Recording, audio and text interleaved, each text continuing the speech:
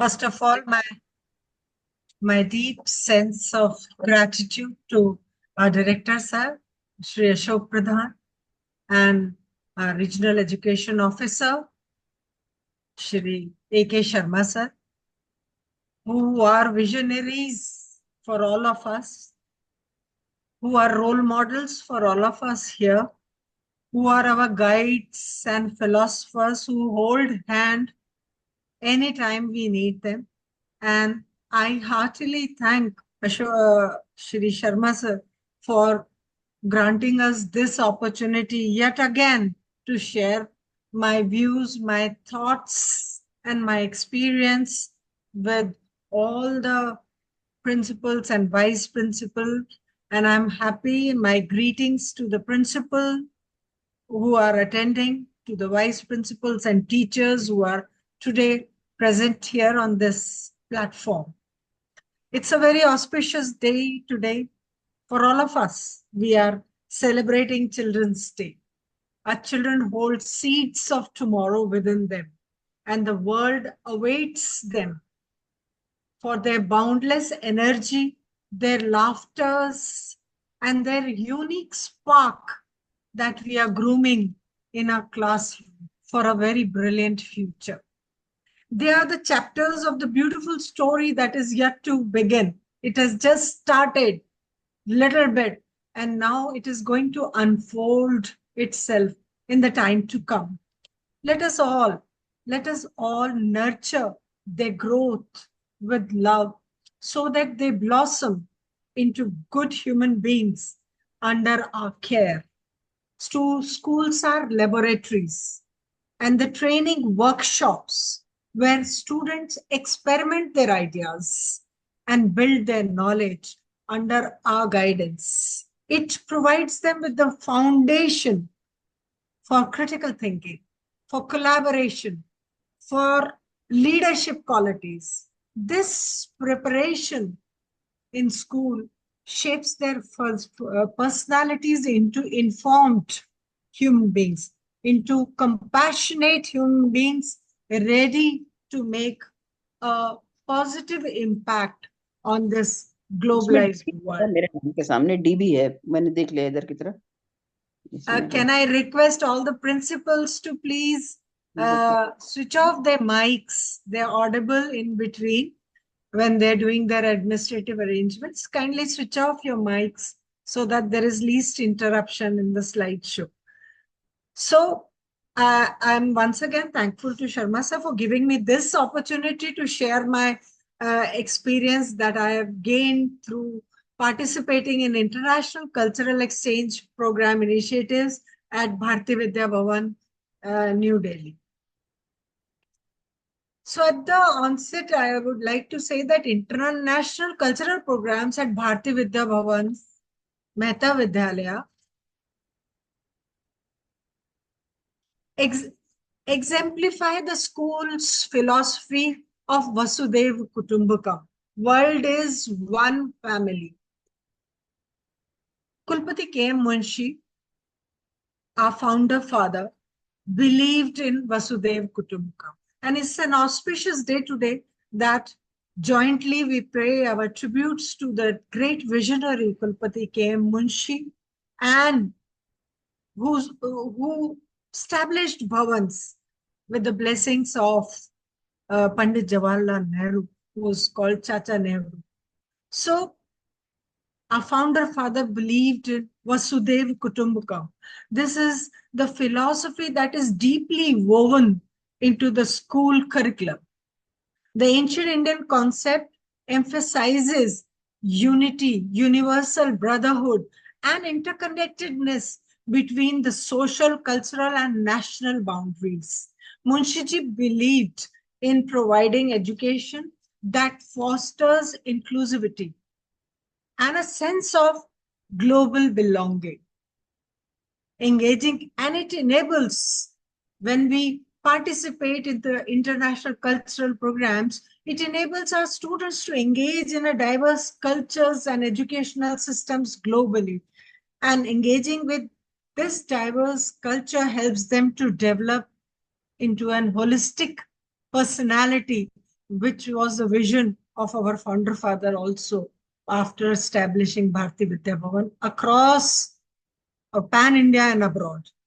It broadens their perspective, enhancing their cultural awareness about the different cultures. It exposes them to different ways of thinking, living, encourages adaptability, empathy, and global citizenry. It prepares them for a better, globally connected world and a globalized community. Other than this, there are some other benefits of this particular program. By participating in international cultural exchange programs, we are better prepared for all the SCOF benchmarks. All the school principals are well aware that CBSE has now introduced school quality assessment and assurance framework. And there are certain benchmark standards that are met under different international cultural exchange programs. Today, I'm only relating the SCOF benchmarks with the International Cultural Exchange Program. So our SCOF benchmarks have 7 different domains, and it has several standards that the schools have to build in to meet the quality parameters. It's an annual feature, and all the schools have to meet these quality standards in their schools and fill up on the school on the CBSE website annually. So the international cultural exchange programs help us to meet these standards. It helps us to enhance the learning outcomes. The program aims to enhance the critical thinking, the cultural awareness, the global citizenship that I've just spoken. It's a learning outcome for our students. They develop their skill acquisition. Then it encourages inclusive practices. It promotes inclusivity. It provides an environment to embrace diversity, creating an opportunity for the students to engage with the peers across the globe. They learn acceptance of a diverse perspective through cultural exchange programs. This global interaction also brings it tolerance amongst them, amongst the students. Then it allows us to practice best pedagogical practices, such as this program supports experiential learning.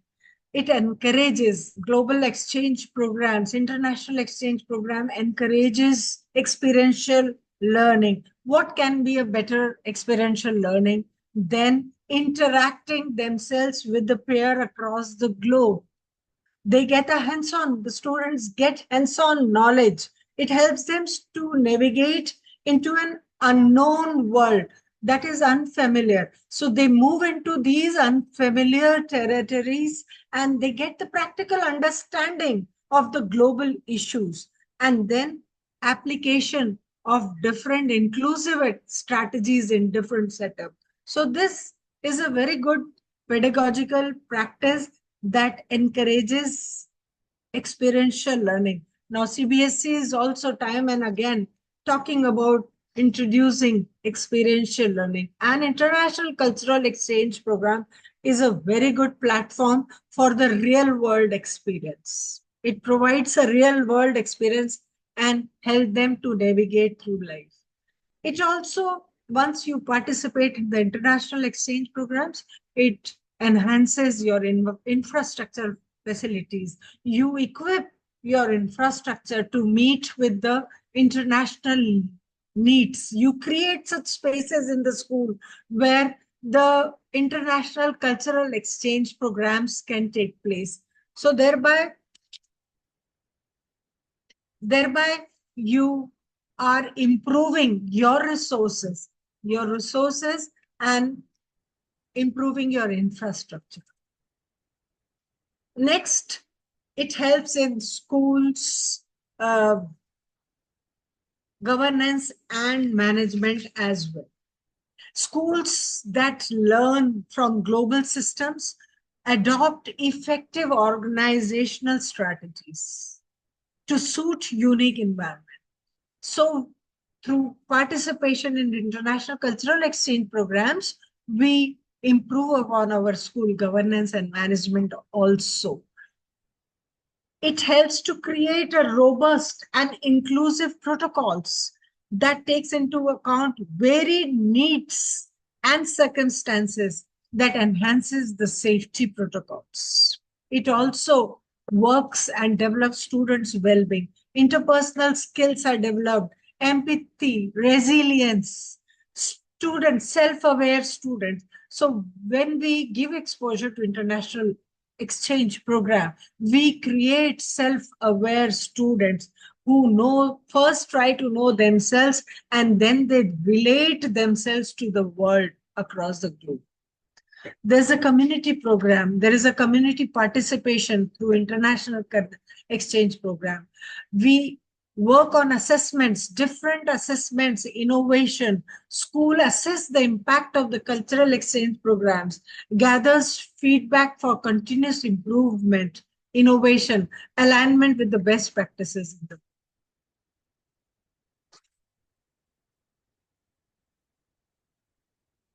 So what is the impact of the cultural exchange program? It creates a globally aware citizens with a very broad perspective of global understanding, which they experience themselves. It is a real life experience. Then it enhances the cultural appreciation and respect. Bharati Vidya Bhavan is known for a diverse tradition, for respecting the diverse traditions. This was the vision of Kulpati K. Munshi.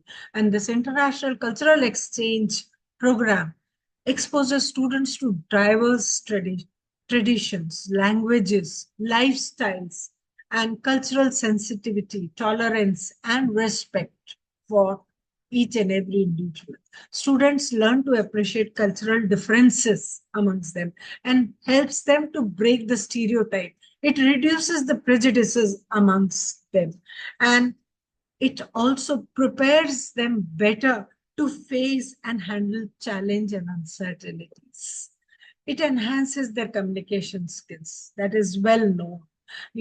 Language is very, very important when you participate in the cultural exchange program.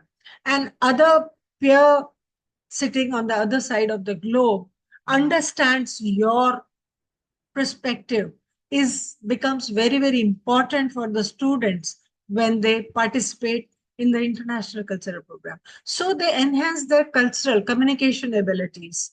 They try to communicate with the other. They see that they understand in the best possible way. They try to communicate through gestures, through body language, through language, English spoken language, which is a universal language. Sometimes when there is a language barrier, students adopt different techniques through pictures, through cartoons, through so many other things, through singing, through musical program. They convey their point of view. So it enhances the communication skills, and that leads to the personal growth. It leads to confidence building in them. A new cultural environment encourages their resilience, their adaptability, their self-confidence, their independence to interact with the outside world, and also enhances their sense of responsibility and personal development. Then their interpersonal and collaborative skills also get. Their working and socializing with the international peer teaches students value of teamwork, which is very, very important, with the teaches value of collaboration. And this program, international program, is not conducted for one student. It's often conducted in groups. So it encourages group activity, group participation, allowing students to practice and develop their interpersonal skills among them. Also academic, and it leads to academic and intellectual development. It strengthens schools and community ties. They are able to form better relationships through this program. local families, teachers, students engage with the new culture. So there is an international connectedness amongst them for future collaboration. Now, world is one village, global village. Naturally, our children may get an opportunity to work abroad sometimes in future. So this strengthens the school and community ties. This strengthens their personality traits by participating in the cultural exchange program.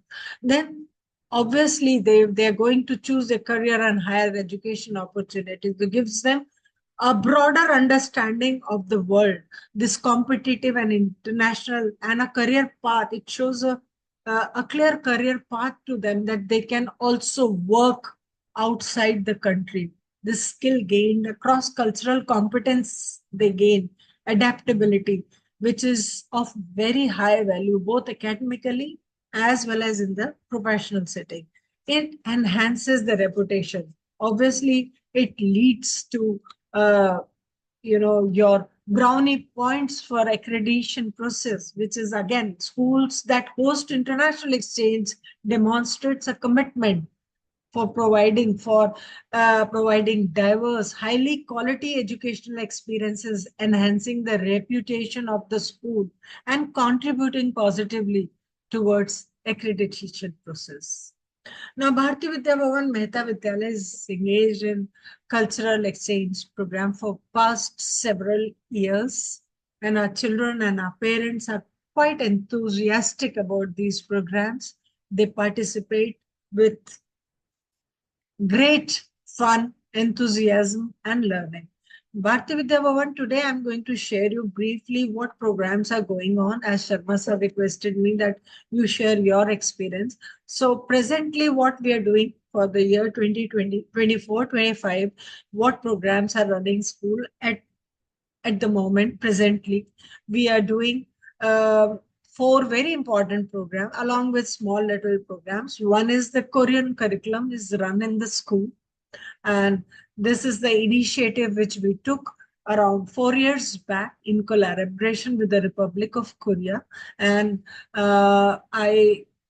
in 2017, I was provided an opportunity to visit South Korea by the Korean embassy, and it was fully sponsored by the embassy, and it was a cultural exchange program. I was sent there to know their culture and as well as share Indian culture there.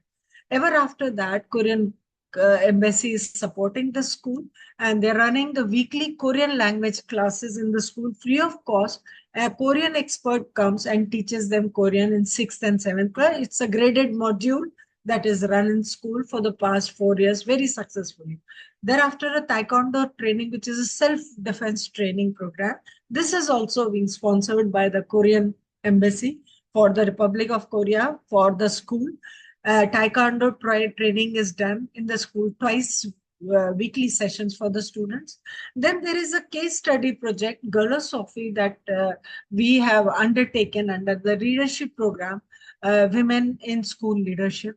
And that program is going on in the school. I'm going to talk about it at length because that's a current program already going on in my coming slides. And there's an Indo-Taiwan cultural exchange program. I also got an opportunity to visit Taiwan and visit their municipal schools 2 years back. And after that, we are holding a very successful cultural exchange program with Taiwan schools. And we have several programs with them. In addition to language learning, we share the online, we teach them Sanskrit. We share some online recipes, cultural sessions with Suzhou schools, Taiwan. Now, in collaboration with Korean Cultural Center India, our school started a new batch of Korean curriculum classes for session 24-25, and a batch of 45 students, each from class 6th and 7th, is participating in this program.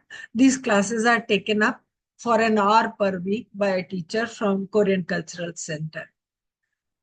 In further collaboration, we're teaching them Taekwondo. This is again for classes 6th, 7th, and 8th, and Mr. Abhish Kumar Sahani, a black belt, the third Den from Koreal Cultural Center comes regularly to the school to teach the self-defense training to the girls, especially to the girls and the boys as well. Now, Women in Leadership program, which we started in 23-24, is divided into three parts. I would like to share some of the highlights of this particular program. Part one was a visit of the delegates from Victoria, Australia at Bhavan's Delhi campus. Then part two is a case study, Girlosophy, that I talked about just now, which is currently going on. And part three is visit of the delegates from India to Australia. So once again, I was fortunate and I was selected by the Embassy of Australia. 20 principals from Delhi schools for the National Progressive Schools community. We were selected to participate in this Women in School Leadership program. And a team of representatives from Victoria, Australia visited in the first phase, the part one. There were 20 principals from Victoria visited Delhi for 6 days, 8 to 13th, as well as they visited Bangalore. And as a part of this Women in Leadership program to explore prospects for spearheading educational institutions towards social transformation with a specific emphasis on promoting health and well-being. This leadership program fosters leadership, growth, cross-cultural exchange, collaborative learning through online modules, as well as physical, immersive reciprocal experience. It provides participating principals with an opportunity to explore their key areas within a school context and opportunity for collaboration and exchange. An Australian framework for improving students' learning outcome 2022 aligns very well with the National Education Policy 2020. Both the policies aim at improving the learning outcome based on 5 core elements of leadership, teaching and learning, assessment, engagement, and resources. So when we focus on these core elements, it builds a positive environment for better learning outcome. So this is the focus area of Women in School Leadership program. And through this program, the principals, participating principals, got a wonderful opportunity and platform to understand NEP also in depth, as well as to understand FISO, that is Framework for Improving Students' Outcomes. Both the countries are on same front. They are also bringing in educational reforms. Although I would say that Australia at present is on a better footing than India. We are following them. We are still trying to achieve the targets of national education policy. They are already practicing FISO in their classrooms. So this program, the 20 principals came to Bharati Vidya Bhavan. Out of them, 2 came here also. Each one is on one-on-one partnership with the other school. So our partner school is Entry Primary School in Australia, Victoria, and principal, assistant principal of that school visited Bharati Vidya Bhavan, Delhi in October from 8 to 13. And she was present in the school to learn from them, us, as well as to share her ideas with us. So Ms. Kim Michel observed some of our finest programs and activities in action, such as Awaken Citizen Program, Kala Nipun Hands-on Club activities that we are doing in school, yoga classes which attract them the most, carpentry classes, dance class, music class, health and wellness, happiness curriculum, etc. And she visited various laboratories and addressed the assembly, and where we had a very powerful showcasing of Nari Shakti, how depicting the female cosmic power of goddess Durga. And this was very well appreciated by them. The assembly proceedings were a tribute to womanhood, womankind. And Ms. Kim Michel, in her address, appreciated, and she took a very strong message that women are respected in our society. So these are some of the pictures where she participated in hands-on activities with the students. She shared some of her valuable ideas, how they are practicing competency-based learning, learning outcome-based teaching in their school. She visited Herbal Garden, which depicts our Indian culture and heritage, and a lot of learning was there for them also from our Herbal Garden. So this is her visit to Herbal Garden. She visited our sports arena. She watched how we train the schools in physical health and well-being.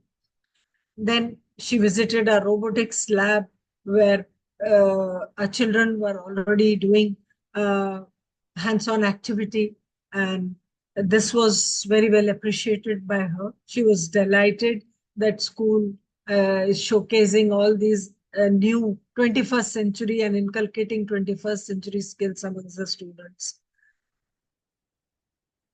Now, part two of this exchange program is our case study, which is already going on between Bharatiya Bhavan Mehta Vidyalaya and Entry Primary School, Australia, Victoria.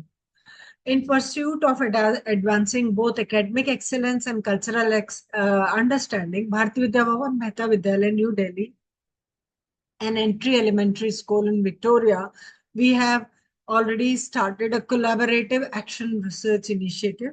This program supports its participants to explore opportunities on leading for a social change with a focus on health and well-being. The theme of the program aligns very well with NEP 2020 and FISO 2.0, focusing on students' learning and well-being and as central outcome. It aligns the leading teaching and well-being pedagogical and co-curricular restructuring aimed at promoting better learning and development. The program was delivered by Asia Education Foundation in partnership with Australian Indian Institute, Melbourne Graduate School of Education and Victoria University, and the Center of India Australian Studies at OP Jindal Global School. Sorry. This endeavors was very meticulously designed. It was designed a case study to delve into and compare the landscapes of elementary mathematics education, particularly focusing on the academic journey of sixth grade girl students. An integral facet of this collaboration effort was its dedicated attention to promote girls' education, recognizing the critical role of gender equality, fostering holistic educational development. And this is also the same as our girl students are mainly taking a back seat in STEM projects or, for that matter, games and sports. This is the scenario across the globe. Even in Australia, the takers for all these technical things as well as physical and health areas, girls are not very forthcoming. So therefore, we designed this case study to study both the levels, and we found that both the countries are on equal footing as of now.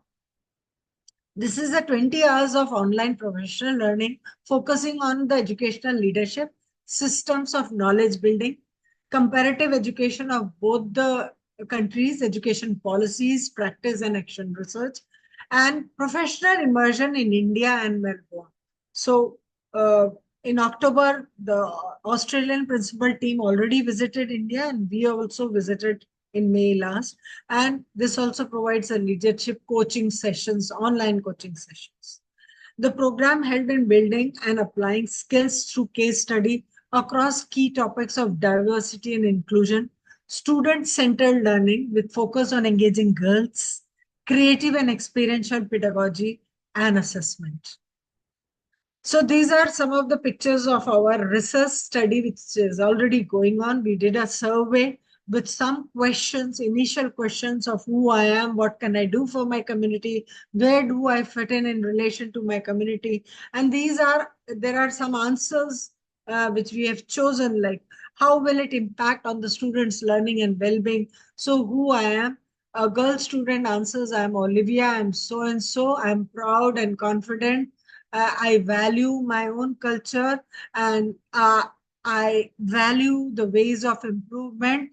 I want to become a strong leader, and I believe in teamwork and persistence. What can I do for the world? So these are different questions. We collected their answers first, and then these are the online programs through which we do our programs. We do sometimes maths teaching online. Their teacher takes our maths class. The topics are chosen beforehand. So we request the entry school teacher to teach our 6th grade students, and sometimes our teachers teach them through various Indian techniques such as Vedic mathematics is one strong area where which Meta Vidyalaya is practicing. So we teach them quick calculations through Vedic mathematics. These are the online modes through which we exchange this program.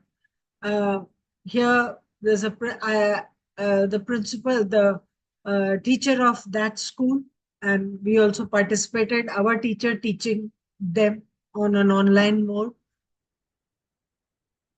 So feedbacks we got, and what did you find out? That a girl, we've just taken one girl's experience. She says, I enjoy learning the Indian way, but I feel empowered because the way we learn maths in Australia. This is Olivia's view. When we did this case study, she shared this understanding. And we had a questionnaire, which set of questions we asked them to answer, and it is not a right or a wrong answer. It is a questionnaire to know themselves, who I am. So the questionnaire focuses on not like me and a lot like me. Like I feel comfortable being wrong. So we wanted to know students' opinion when they get wrong in maths. Is it not like me or is it a lot like me? I'm comfortable if I do something wrong in mathematics. Students have maths phobia. So the next question said, when something is hard, I try harder. Maths requires that. So what is students' pro? I don't want to try harder. I give up easily. Or when I do wrong, I keep trying harder till such time I get an answer. So third question is, I don't give up easily. So the answer what we wanted to know is it like you give up easily or you keep on trying? When I'm struggling, I know I'm really learning. Do the students know that when I'm struggling with mathematics, I'm learning? Sometimes, most of the time, it happens that when students are struggling with mathematics, they give up. They feel that the subject is very difficult. I can't do it. It is only because they feel when you're doing wrong, it's not your cup of tea. They do not know that when you are struggling, you are learning. So this is a kind of case study which is still going on with us. The set of questions, I've just given a few examples because of the time limitation. Sir has given me half an hour. So I'm just trying to explain what we are doing through the case study, how we are studying the mindset of learning mathematics between the two countries by knowing themselves. What is their personality type? So in conclusion, I would say that this is a collaborative action research that has yielded very promising results and enhancing the elementary mathematics. And this meeting is very, very instrumental in fostering the mutual understanding and sharing the best practices of both the countries in mathematics teaching. And the collaborated project is a joint research which we do through the virtual exchange. Online methods post-COVID are now highly effective. They are leveraging the interactive methodologies, fostering active participation. And children are very excited, especially the girl students, when they are given this platform. They're very, very excited to interact with their counterparts in Australia of the same age group. So it's a move forward, and it is imperative that continuous nurturing and this partnership program will explore many more new avenues of collaboration, thereby enhancing Sorry, learning. बंद कर रखा है क्या? So, I can't just hear her because मैंने अपना volume बंद कर रखा है. I can't hear who? I can Dr. Anjali hear Nanda some speaking. sounds. I would again हाँ, request the मैं ना principals to एक बार switch जाके off. कॉन्वेंट खोल के. This is it, no? This is one. Please switch off your mobile, your Okay. audios. I can hear the voice. The part 3, just 2 more minutes. So the part 3 of this WI, may I request that Miss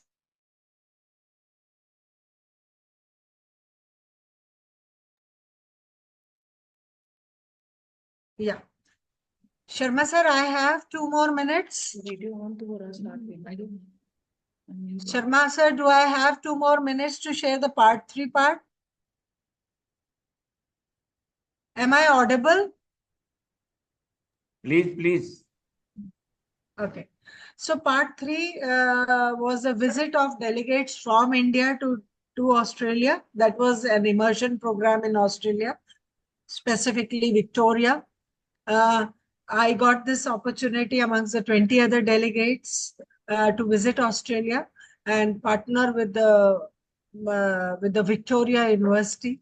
And my visit was a visit to the Victoria University, into the online programs, into the professional learning program. So 3 days we were at Victoria University, learning professionally about all these exchange programs, case studies, and inclusive education, and many other diverse learning backgrounds are the programs at Victoria University. Also, 3 days visit program to Entry Primary School, Melbourne, where we got a better understanding of how their schools work. While in Australia, all the Indian principals towards one of the Victorian schools there, they met their counterparts, Australian principals, assistant principals, who visited them in Delhi in October. And it was a one-on-one exchange program, and we spent few days in their classrooms, getting practical insights into their way of teaching. And the visit was a very meaningful exchange of ideas on different dimensions of learning, teaching methods, curriculum development, especially with reference to NEP 2020 and FISO 2.0. So these are some of our pictures. We were into their classrooms. They are high tech, but what we learned is their education policy and our have a lot in common. The reforms that they are introducing, basically the 5 core elements of the Australian FISO are same as the NEP 2020. Their focus is on holistic education. Even the FISO encourages a well-rounded approach education, focusing on academic skill gaining, as well as social, emotional, and physical development of students. We are now focusing on teachers' empowerment.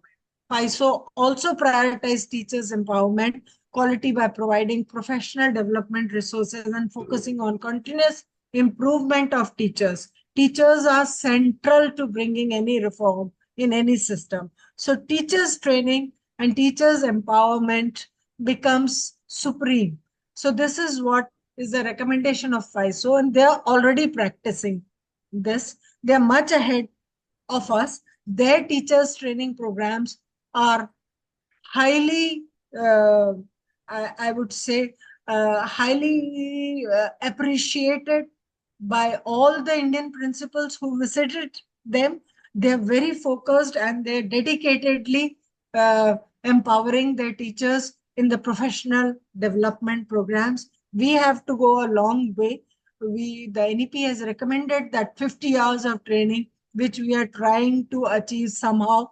Not many schools are able to train their teachers for 50 hours in a year, but Australia is much ahead, and therefore their classrooms are with much different than ours. They're already practicing the learning outcome based theories in their classroom through apps, through audiovisual aids, through trained teachers. They are achieving the learning outcomes, which we witnessed in the classroom.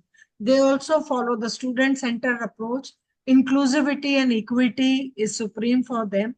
For us also, NEP recommends that your classroom should be all inclusive, respecting the diversity in the classroom, focus on the learning outcomes, accountability of teacher is very, very important. There, each and every teacher's record is maintained, and each and every teacher is accountable for the students. It is maintained, recorded. And integration of technology in Australia. Again, we are also trying to adopt and integrate technology in education as per the recommendation. And much before that, also, Bhavan schools are all ahead in technology, but their schools are all app-based, learning outcome-based, records are maintained, reading.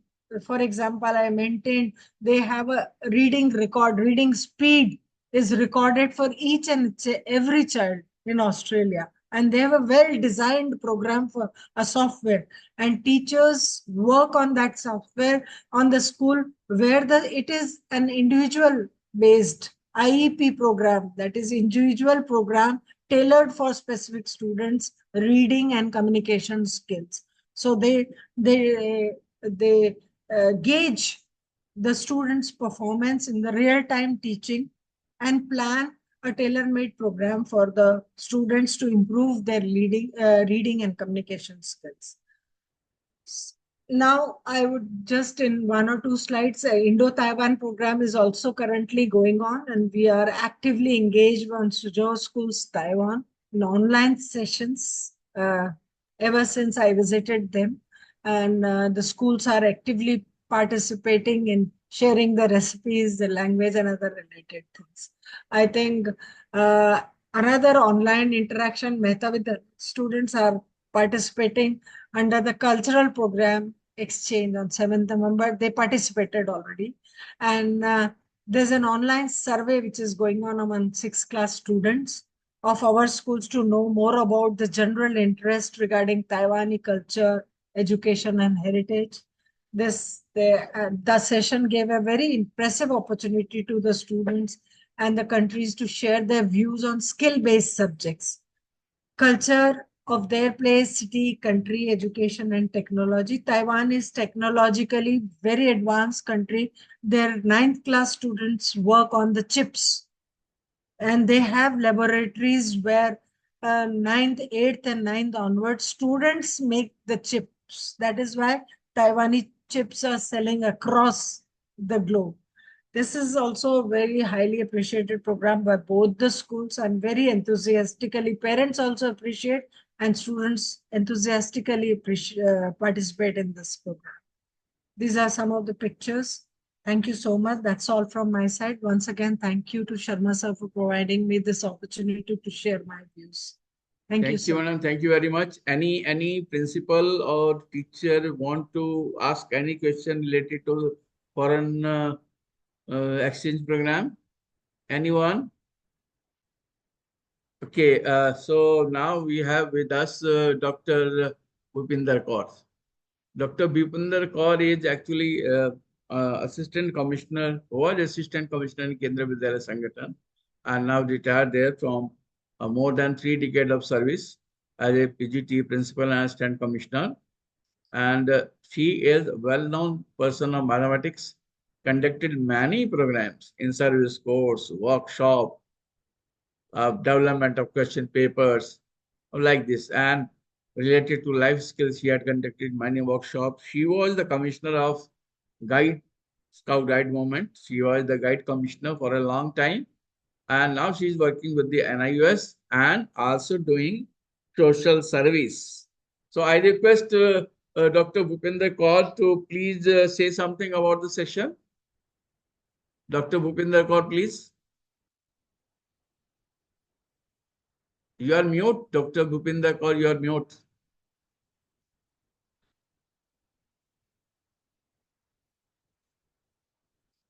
Please unmute yourself.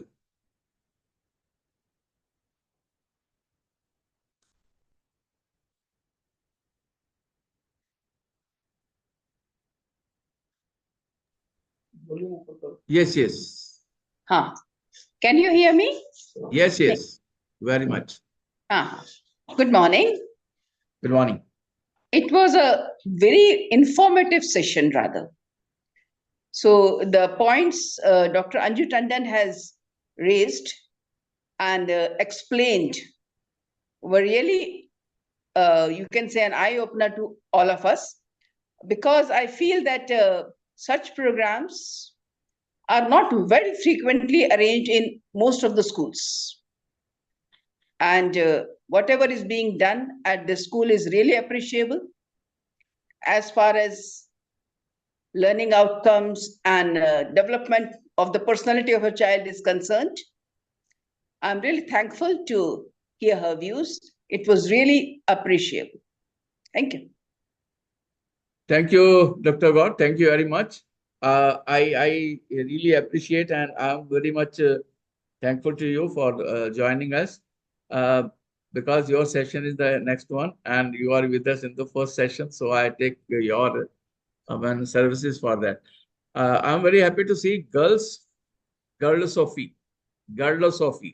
It is a one new addition in my vocabulary, and rest, the ma'am has said many things about what is the impact of cultural exchange program. And in that, the few things that ma'am has mentioned is, one is that the school reputation is enhanced, and it is also useful for our school accreditation program. That is, all schools should take up this program in that way. And moreover, when our children are interacting with the children of other countries, they know about the global perspectives. They make more friends, so it strengthens our ties. And also, like that, she was showing the photograph of the Korea, where our children were sharing their dishes. So they also know about many things, not only dishes, about the habits, about their culture, and sometimes also they discuss about the career, future avenues, and they also learn language. So thank you, Anju Tandon. Thank you very much. It was very informative session. So thank you very much for giving a very elaborative view of this foreign exchange program that is conducted in your school. Thank you very much. Thank you so much, sir. Thank you for giving me this opportunity. Please, thank you very much. Now, the next session is about the One Child, One Sports program. This program is conducted in our Bhavans Vidya Mandir Vidyashram, and it is in Jaipur, Munshi Marg. One child, one sports program. So, as a principal, we all know it is very difficult to conduct such type of program when one child is assigned one sports. So, let us see that what at the principal is not there. So, vice principal Atul Kulsist will present the One Child, One Sports program detail of this. I'll request Atul Kulsist ji, who is a veteran as far as the teaching is concerned, a long experience in the field. So, Atul ji, please explain us about your One Child, One Sports program, please. Thank you, sir. Namaskar to everyone. Dr. E.K. Sharma ji, Dr. Kaur, principals and vice principals, and other teachers. I welcome you all to this virtual regional conference for this session. Next slide. So here is a PowerPoint presentation about the concept of One Child, One Sports in our school. And the outline covers the introduction, objectives, implementation, and success stories and testimonials of this program. Namaste once again, everyone, and thank you for joining me today. I'm excited to present an initiative that could redefine our approach through this program.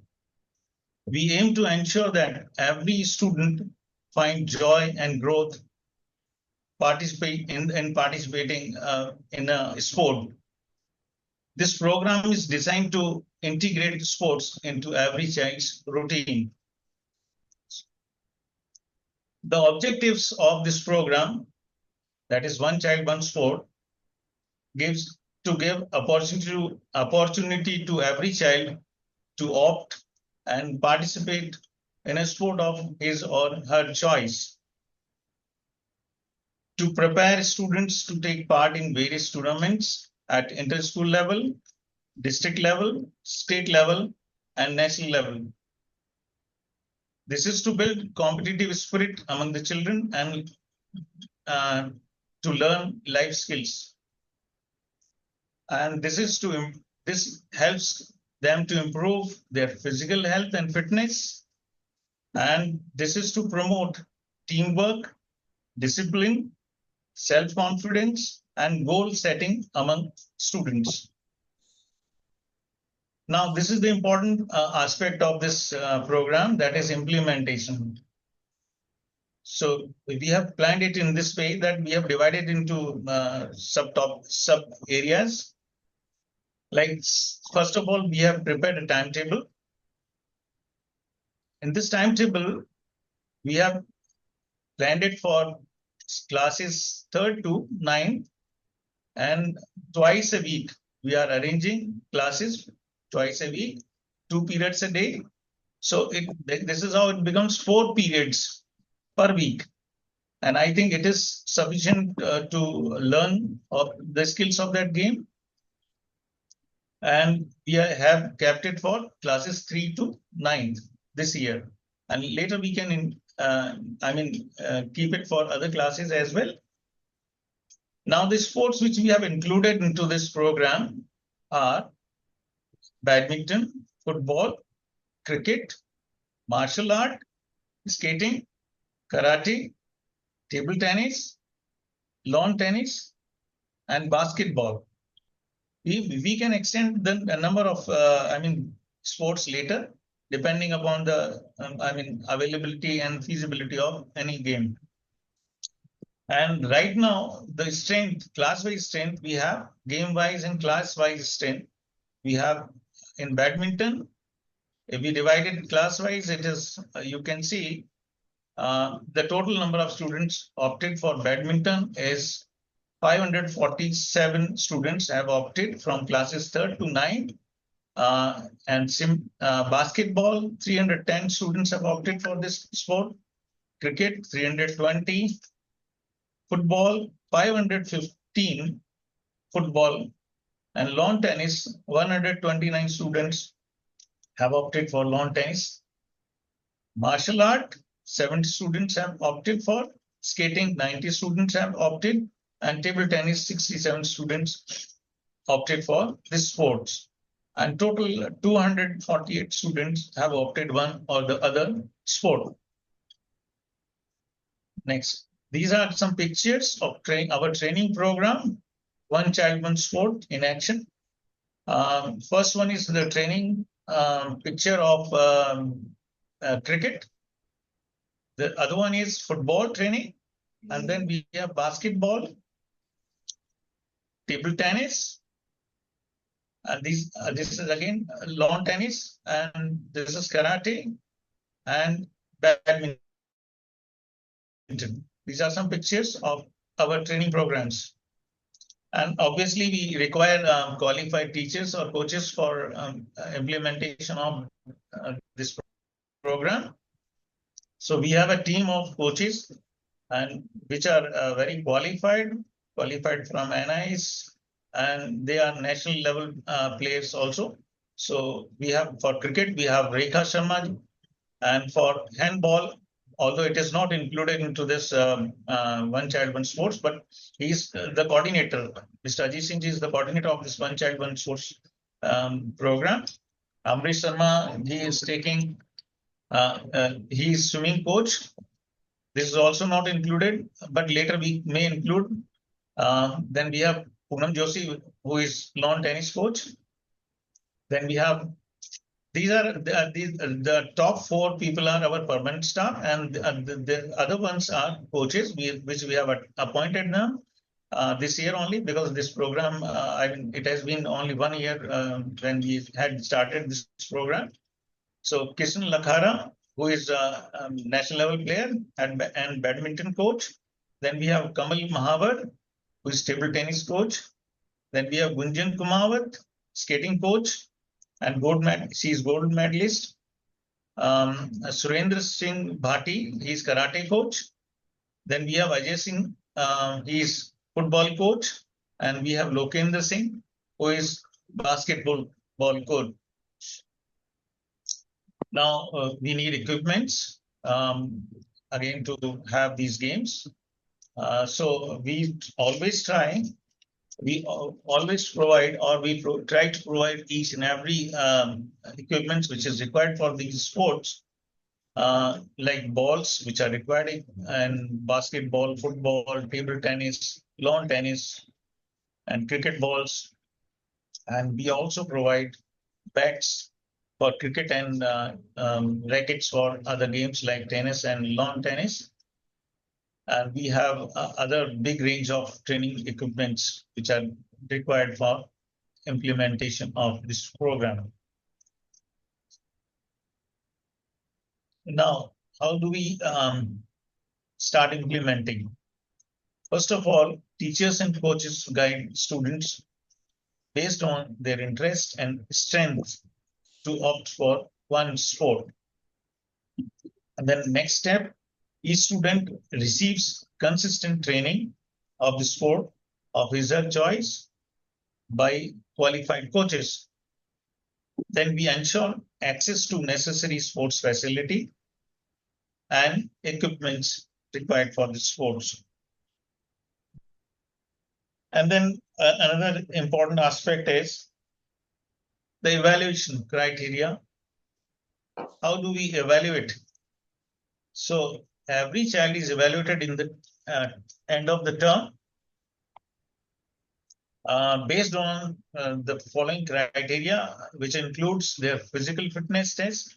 And for this physical fitness test, we have kept some events or activities which are assessing the physical fitness of the child, in which we conduct 30 meters race, which are actually provided by, these are the standard criteria or the standard ways to measure their physical fitness. So, and then next we have their games skill. That is the second criteria to test them. And the third one is discipline. This is the most important thing which is required to excel in any sports. Next we have our success stories and testimonials. That this is actually shows the benefits of conducting such programs. So our students have excelled in their chosen sports and developed a stronger sense of discipline and perseverance.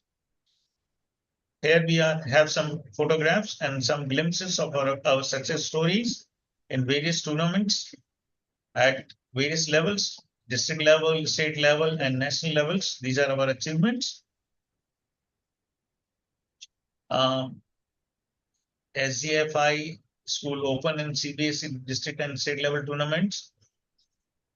See football, we have received 4 gold medals and 1 bronze medal in SGFI. Table tennis, we have got 4 gold medal and 1 silver and 1 bronze.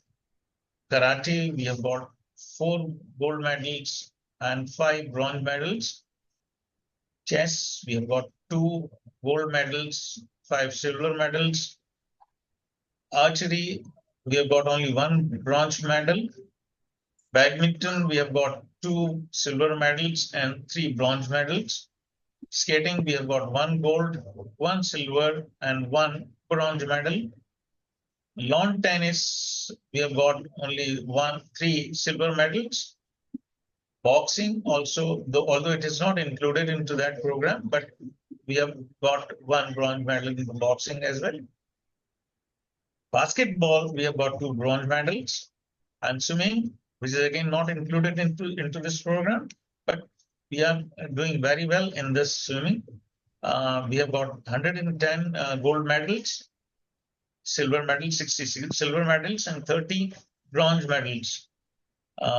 This is the achievement. And from out of this, at national level, 11 students have been selected to attend SGFI national camp. They have been selected for national level games. And chess, we have got one student who has been selected to attend SGFI national camp. Badminton, again, we have got one student who is attending, who has been selected for badminton SGFI national level, and archery, one student for national level has been selected in SGFI. Next. These are the winners of football tournaments.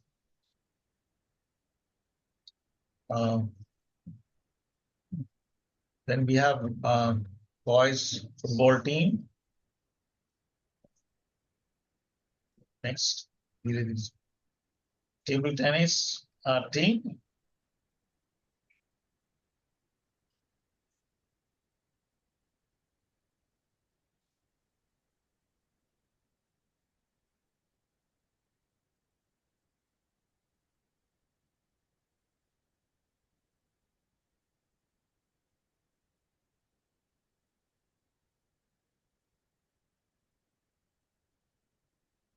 Yes, archery,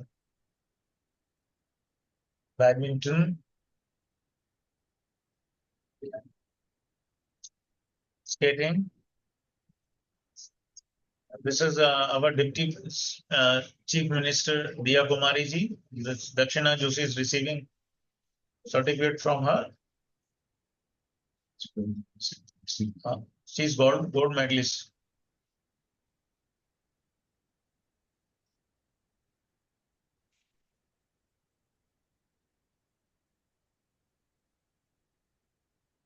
Badminton, tennis,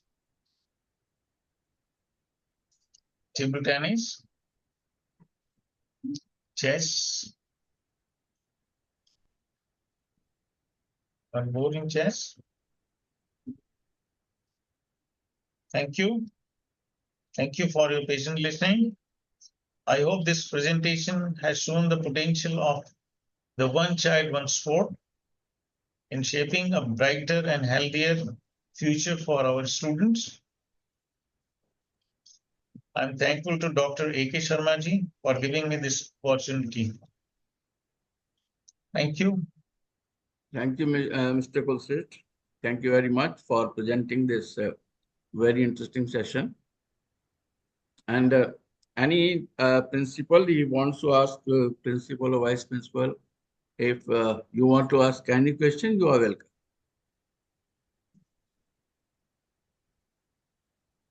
One thing I would like to make clear here, that if the number of students in particular game in a particular class is more, say if it is 60 plus, then we arrange one more coach for the same game because it's very difficult to have one coach for 60 children. So we arrange more coaches if it is required. That may be one of the questions. Hello. Yes. Yes, ma'am. I just want to know whether if a child is selected for certain sport in class 3, Yeah. can he change over if the performance is not okay? Yes, term-wise we evaluate the performance of the child, and if child wishes to change that subject, change the sport, we allow them to change it after one term. Up to which class? Means if he wants to change in class 6th, can he change? Or Yes, all classes it is allowed. Whenever child wishes to change the sport, he or she is allowed to change the sport. And we actually talk to parents as well. If their parents also want to have that change, we allow them to change.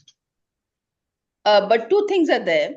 Actually, child's choice Yes. and his capabilities, if both the things match, then it creates wonders and success is achieved. Otherwise, so This is based on the evaluation of if child is excelling in that game, we always suggest him or her to continue with the sport, the same sport.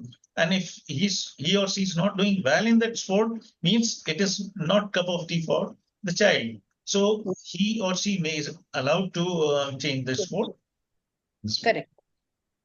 See, everyone cannot be a, you can say, champion. Yes, Every ma'am. champion would be a champion, Yeah. but this is okay. That sport is giving him confidence, Yeah, Yeah, ma'am. and a healthy life. Well, energy level, and stress buster. So at Yes. least even if he doesn't become a champion, he gains all these qualities. they And opt not just to take part in a tournament. This is to participation to keep themselves healthy, and the health is the biggest issue these days. definitely. Acha, the success stories of your school Yeah. are definitely, they're really appreciable, excellent, I should say, that you are doing wonderful job in this field. Mm. It's well said that Battle of Waterloo was won on the playfields of Eton. Yes, ma'am. Whatever you are doing, you are shaping the children, Yeah. and destiny of a nation is being shaped in the classrooms. Right. Yes, ma'am. Right. You are doing very well. So hats off to you all. You're doing really well. So keep on. Thank you. Thank you. So, Dr. Kaur, will you like to add anything more? They're doing well, and I think they should be consistent in doing that. Okay, thank you. Thank you, Dr. Kaur. Thank you for giving your expert comments. Thank you, Sharma ji, for giving this opportunity. Thank you. And actually, the Kendriya Vidyalayas have been the experimental I labs know. of Government of India. I want to tell you, Because, I was there, in Pachmadi, there was a hockey sports hostel. For 4 years, I've been there. KV Pachmadi. And the scheme was Catch Them Young. From 99 to 2000, 98 to 2002, I was there. So regarding, it was hockey, actually. So the children were selected from different sports, different places, from Manipur, from Assam, from Bengal, from everywhere they used to come.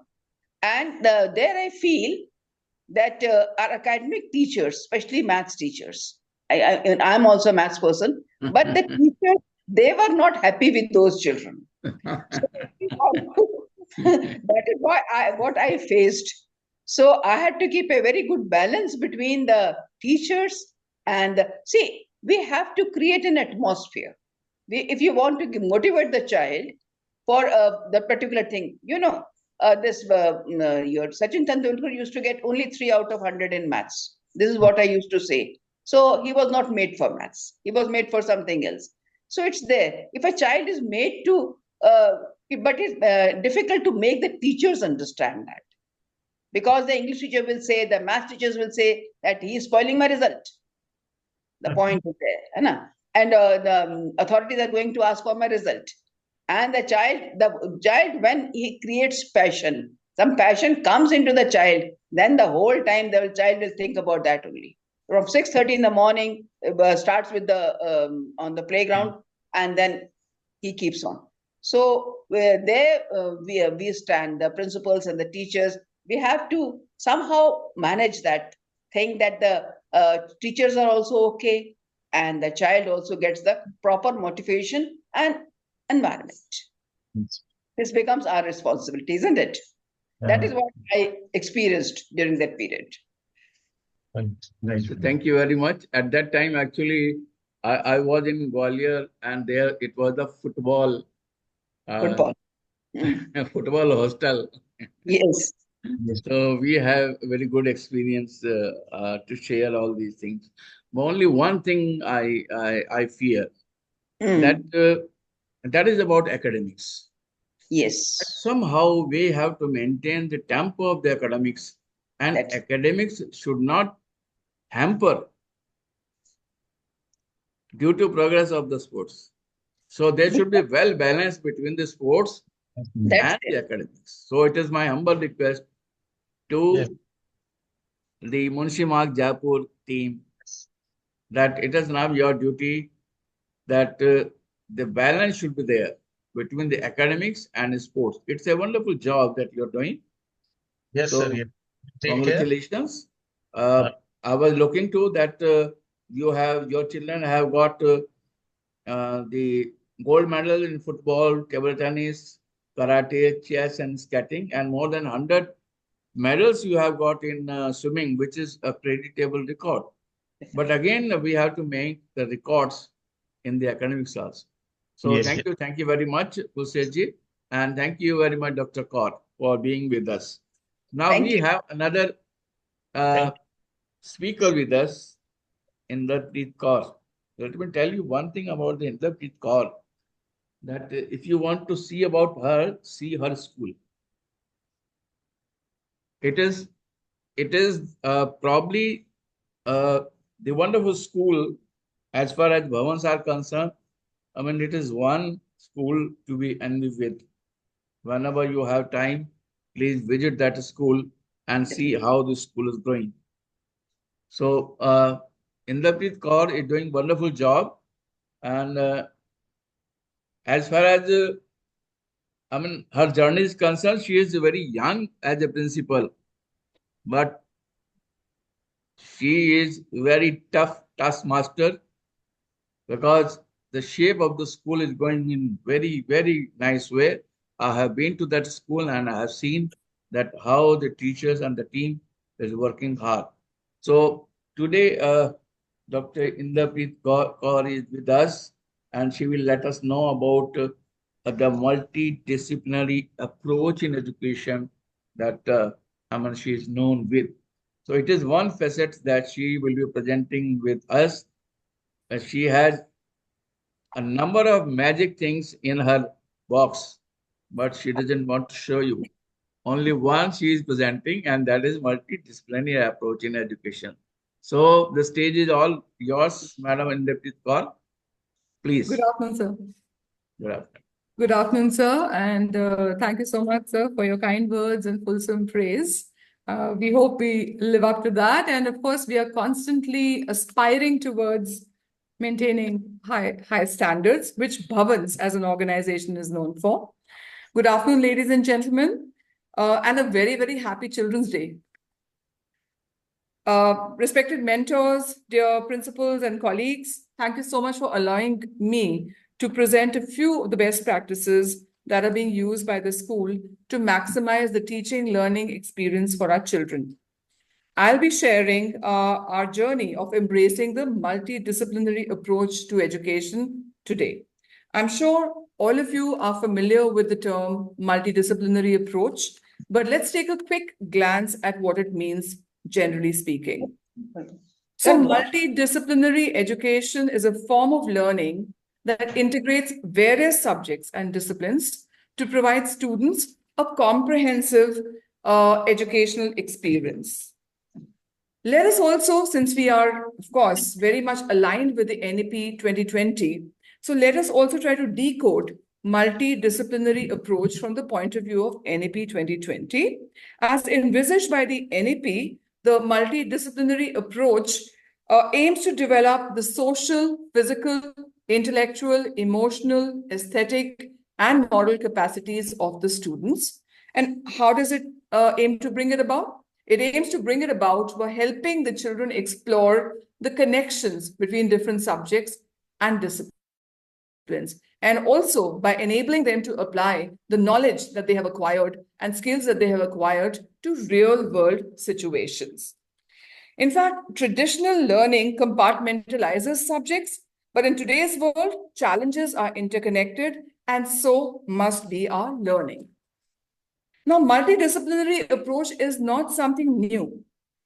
If we go back into the pages of history, we find that there are ancient universities such as Takshila and Nalanda, and in fact, the entire Gurukul system also incorporated multidisciplinary approach to teaching and learning. So you would find examples of philosophy being intertwined with astronomy and so on and so forth. So this is not something which has come up recently. It's just a revival of sorts. And of course, when we talk about this, it's nothing but like old wine in a new bottle.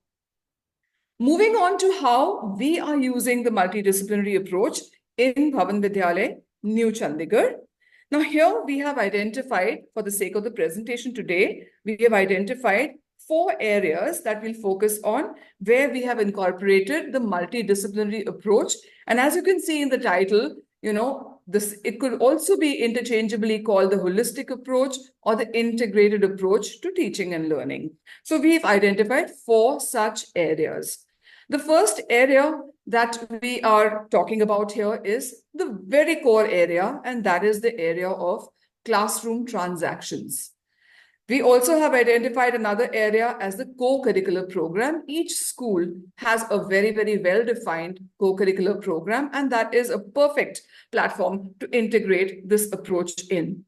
Experiential learning is an area as also it spills over all other areas. So that is another area that I'm going to be talking about today. And of course, the school calendar events. Every school plans its annual school calendar in the very beginning of the year.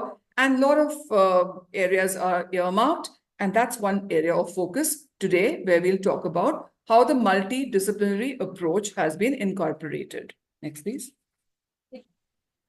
So moving to the first area, and that is the area of classroom transactions.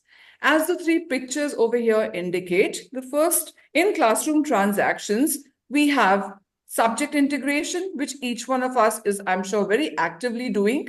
So different subjects being integrated. The very first picture talks about, you can see that is probably a science lesson on the waxing and waning of the moon, integrated with, culinary or cookery skills of the children. Also, it really builds the interest of the children in that. The next picture talks about project-based learning, which is application of the concepts that they have learned in a very hands-on manner. And the third picture is pointing out integrated lesson planning, where each lesson plan comprises integration with different subjects and with art. Moving on, I'm going to take you through a video. And this video is going to go into a classroom, probably class 6, and which is going to actually highlight how 2 subjects, that is mathematics and EVS 2, we refer to social science as EVS 2 up to grade 5.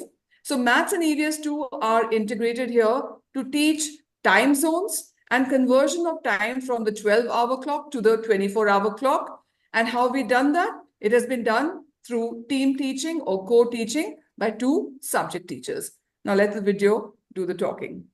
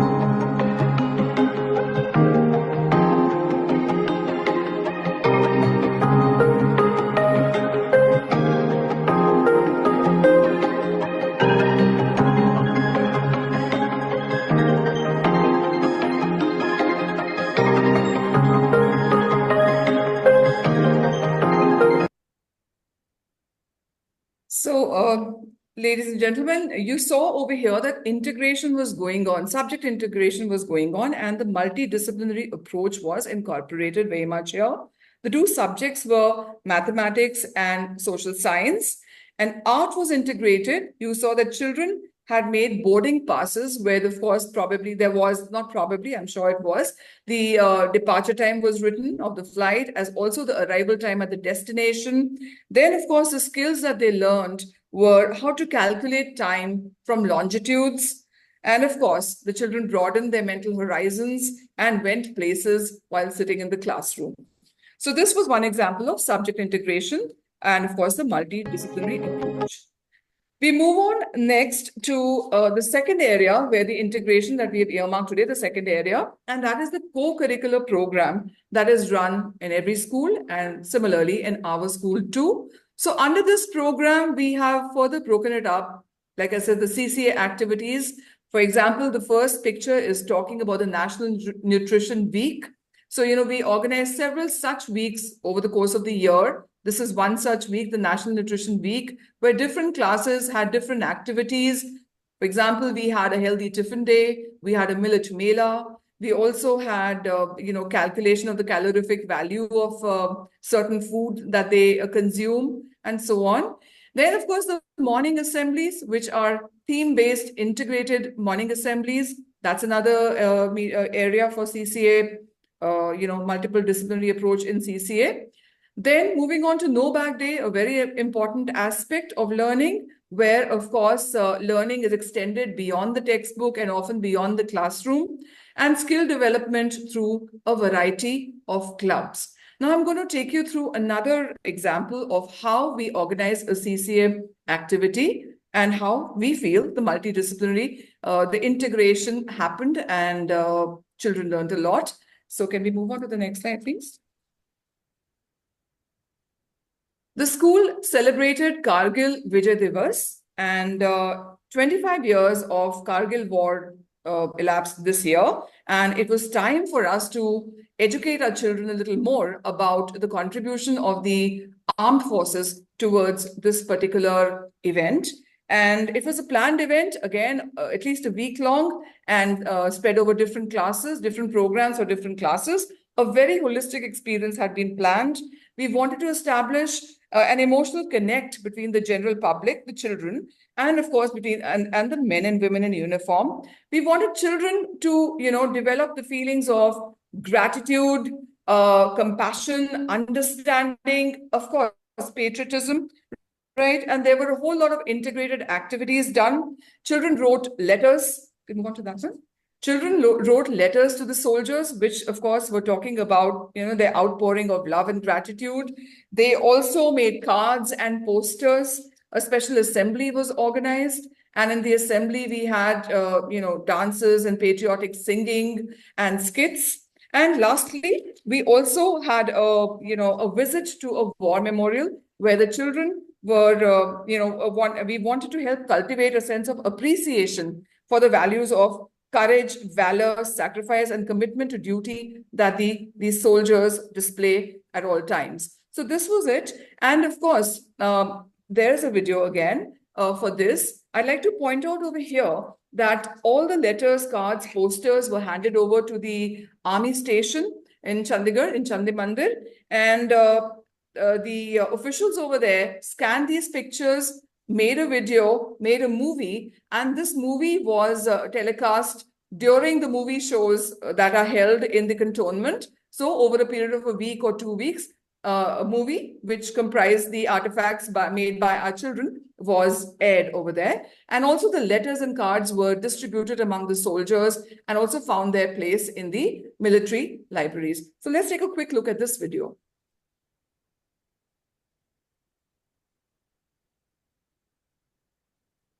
Kargil विजय दिवस के उपलक्ष्य में भवन विद्यालय new Chandigarh के कक्षा 5 से 8 तक के बच्चों ने भारतीय सैनिकों के लिए कार्ड तथा पत्रों के माध्यम से आभार प्रकट किया है।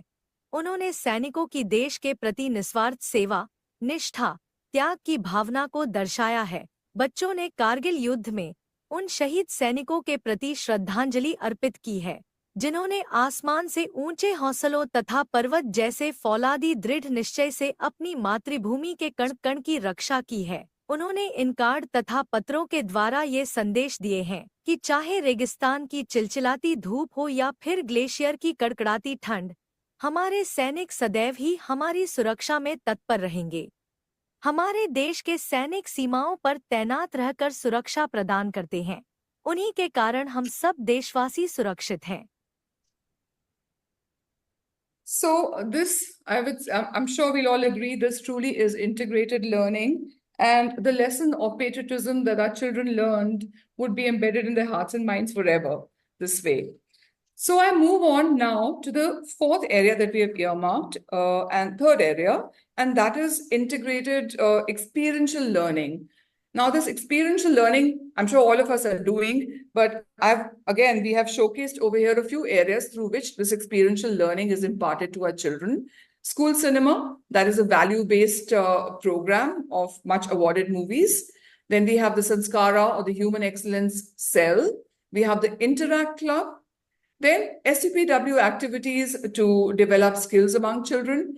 And of course, to inculcate a sense of future readiness, we are training our children in AI and robotics as well. In this regard, while we're talking about experiential learning, let's take a peek into the pre-primary wing. And here we'd like to bring to your notice that we collaborated with an NGO called PDU's People.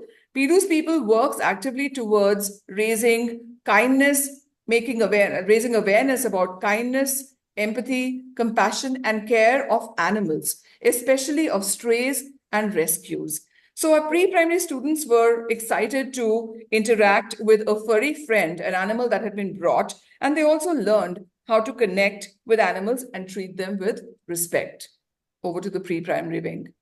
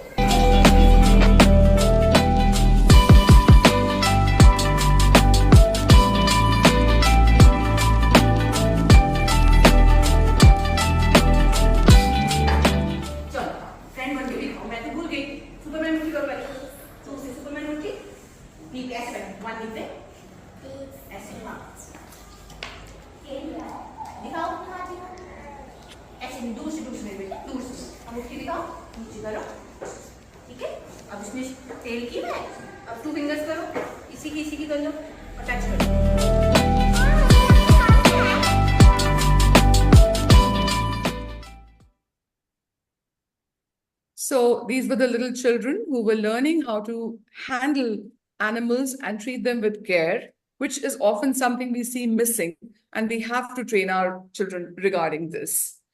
We now move on to the last area where we have adopted and incorporated a multidisciplinary approach, and that is the annual school calendar. Every year, like I said, we plan a lot of activities like annual Parents' Day, annual Sports Day, etc.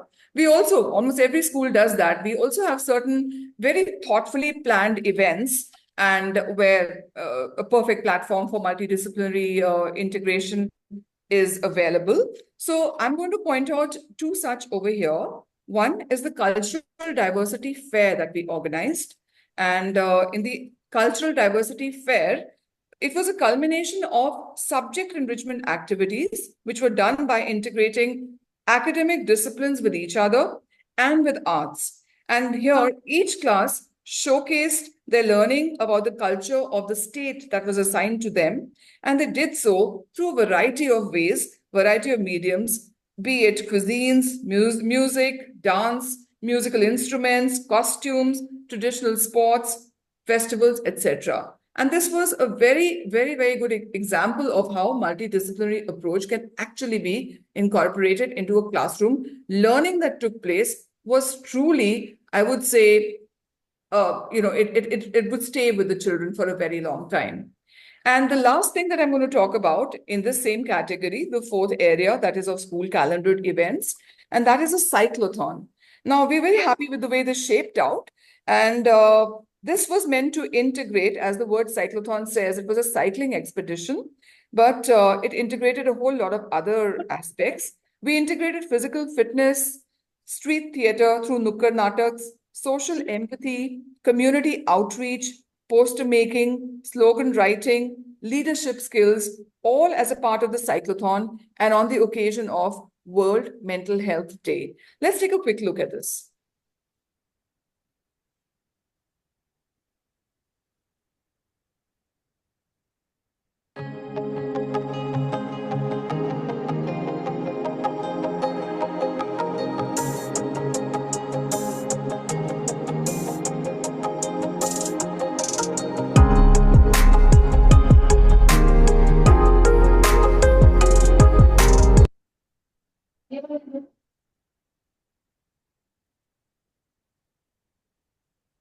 Now, all of this wouldn't be possible if it weren't for the role of the teachers. Sir, I hope I'm not exceeding the time.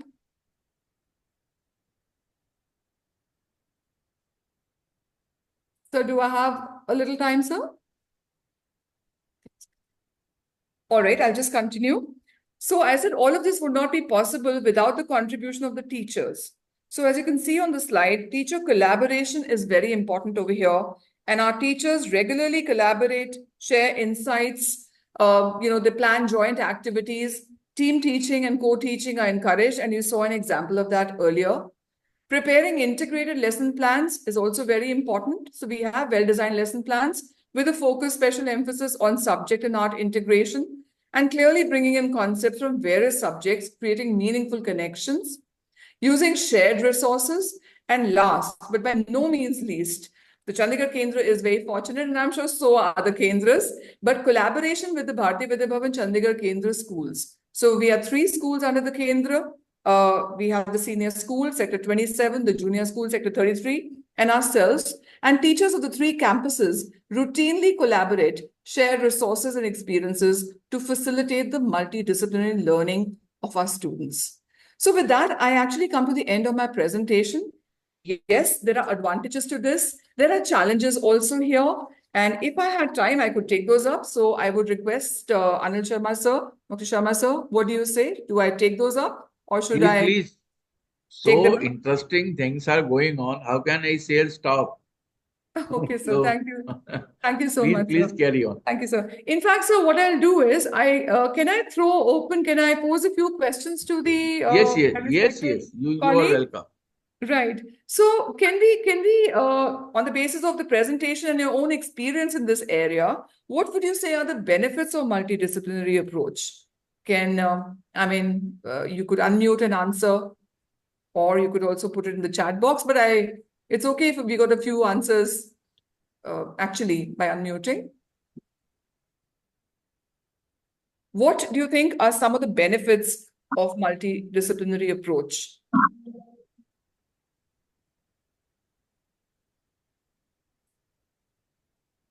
Do we have a chat box? Something? Okay, so maybe I only can take up a few. Yes, ma'am. Someone speaking?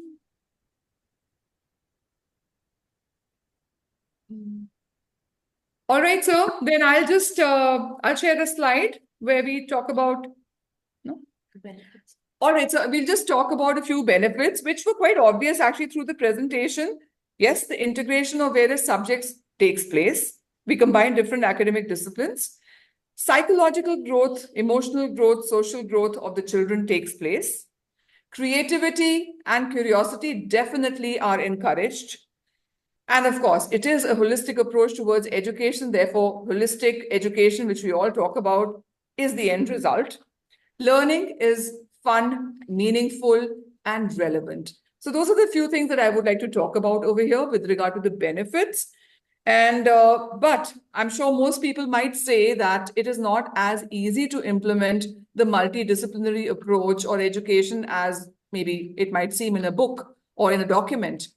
Yes, there are challenges, but they can be overcome for sure. So some of the challenges that one could encounter would be the time or the scheduling, conflicts, the timetabling, etc. Traditional timetables may not allow for, interdisciplinary, learning to take place so easily. Then, of course, we have to take care of teacher readiness. We all are some way or the other still in the old mold, and it's very easy to break yourself and others from that. Therefore, teachers need to be educated and trained, to integrate these approaches into education. Once they're trained, I'm sure they are completely with it, and they don't want to do anything different wherever possible. Parental and societal expectations. A lot of parents and society also wants only the traditional way of teaching, learning, and marks, grades seem to be the most important things. But again, they could be educated. And when they see the results of such programs, they are very happy and they support these programs too. Then, of course, even students' adaptability is important here. And finally, scalability across diverse school settings. All schools are not equipped in the same manner. And so while it may be possible in certain schools, it may not be that easy in other schools. So these are a few things. And I think, sir, with that, I would like to close my session.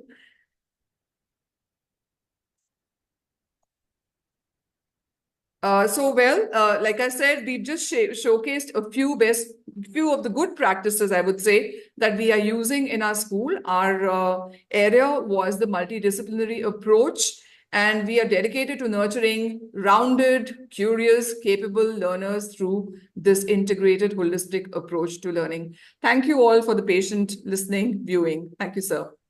Thank you. Before I proceed for an expert opinion, I'll like to add only one thing, that is I fully agree with the cohesiveness of your Chandigarh Kendra, because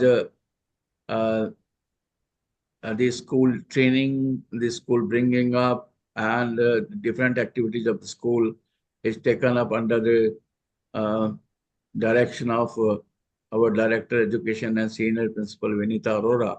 Yes. And it's the hard work of the team that has put up the KV, New Chandigarh, in a very new format. And I appreciate that. And one thing is about cyclothon. Cyclothon is the signature style of KV, this Bhavan's Chandigarh. Yes, sir. And it's good that it's all the schools are also taking up, maybe in the limited form. But the last year, the expedition that was taken by the Chandigarh Kendra, that to Nepal, that was wonderful. And I have seen many photographs and the pictures related to that. So thank you very much, ma'am. It was a very good session, and maybe that we have learned a lot about your expertise in the field. So thank you very much. Thank you so much, sir. Now I request Sri M.K. Kulseshji. M.K. Kulseshji is retired Assistant Commissioner from the Kendra Vidyalaya Sangathan, and he is in the field of the physics. But he has worked under many fields and conducted various training programs, workshops related with the NCERT, CBSE, and finally he settled in Jaipur. Now he is also looking after the chain of the schools. So I request Kulseshji, please to add some more from your expertise in this section of Inderpreet Kaur. Thank you, Dr. Saab. Really, I like this session very much. And cannot see your photograph. Camera. I have problem in video. I don't know. Some problem in video. I am audible, madam, sir. आप आवाज सुन सकते हैं?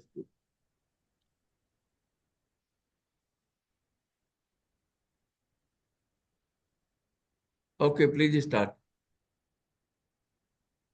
The video camera is not working. Some problem is there from my side. I have heard, I have listened, and I have observed all the PPT by madam, and she is taking a very good, excellent work in the field of multidisciplinary things. One thing I like the team teaching, especially team teaching. When the two subjects are there, like in chemistry, there is a biochemistry part is there. So both the teacher, chemistry and biology teacher, may take both the classes. Madam have done, they have set the timetable accordingly. So I appreciate all the action by madam, and definitely it will improve the overall academic of students. Thank you, Dr. Saab, very much giving me an opportunity to join this session. Thank you, sir. Thank you, sir. Thank you very much. Thank you. Sorry, my video is not working. Thank you, Madam Inderpreet Kaur. Thank you, sir. Thanks. Thank you very much being with us.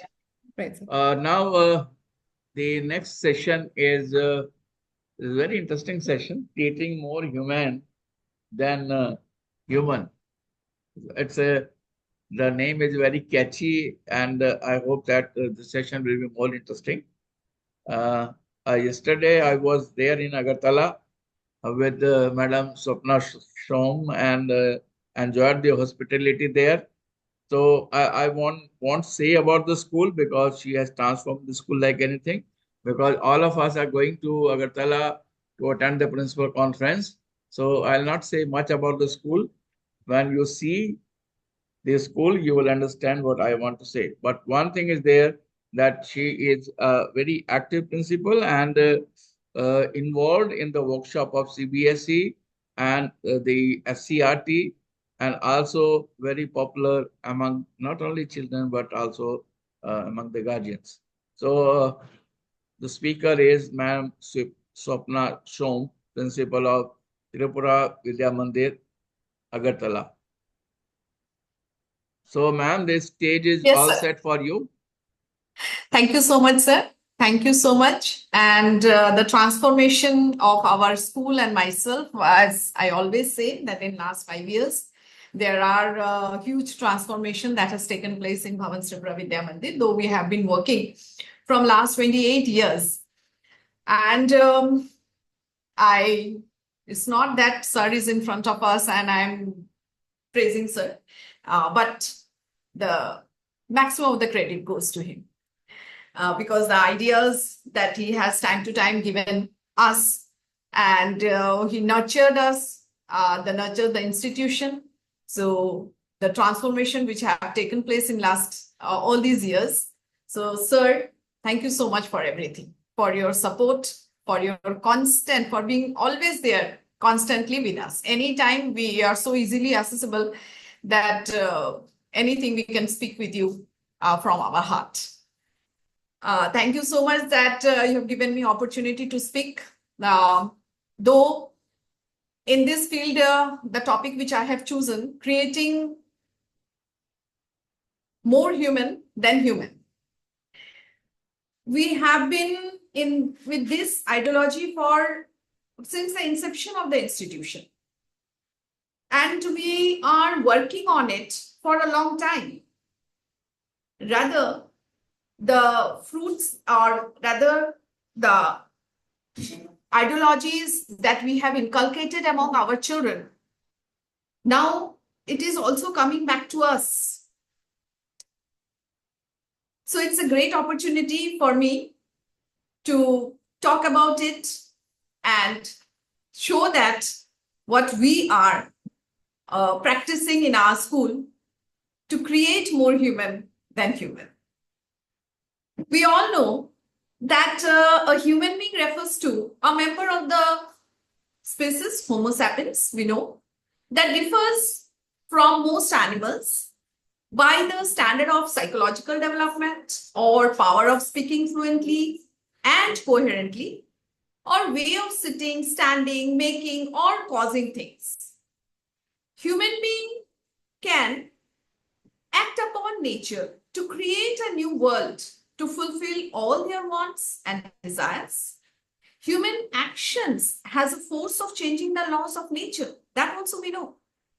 Human beings are endowed with divine favor of bringing any abstract entity, quality, or concept into existence. They have the potentiality to make the planet on which life exists into a heaven or a hell. And human is the willingness to respect the existence of others, acceptance of universal and natural truth, being responsible for the world around, considerate of the substance which gives the essential meaning to something, or ability to understand the sufferings or misfortunes of others, doing away with inflicting any pain and putting a civilizing effect on everything and everyone around. That's what make humans human, what I feel. The only collective enlightenment can make human nature parallel or equivalent to human understanding and values. Human nature is not a jump away from being human. It is a journey. It is a journey of sensible steps which have to be great in number and chosen in accordance with wisdom as time goes by. Here, we in Bhavan's Tripura Vidya Mandir, Agartala, we try to make our students get involved in this journey of sensible steps from earlier classes only, from the very inception. We try to teach them it should be our primary objective that our actions shouldn't affect others. Feel for others. And we shouldn't intrude on a person's respectful life. That is also very important.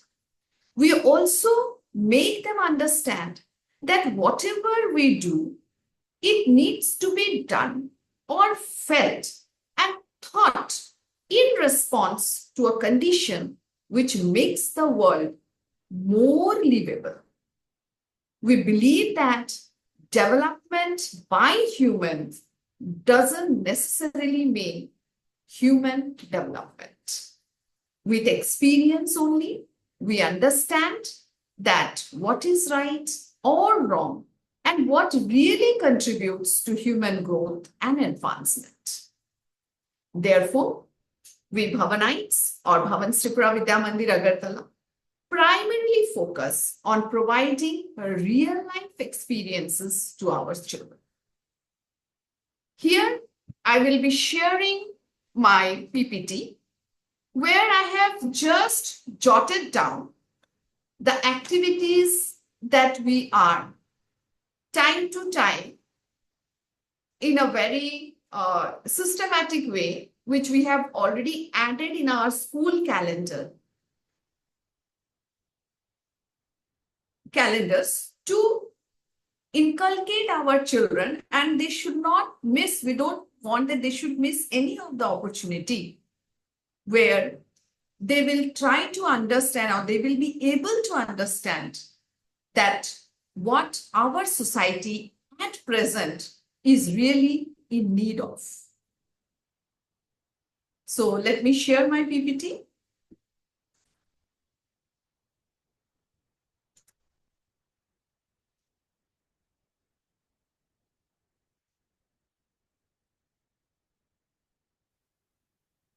We never want that the child is 100% successful in life.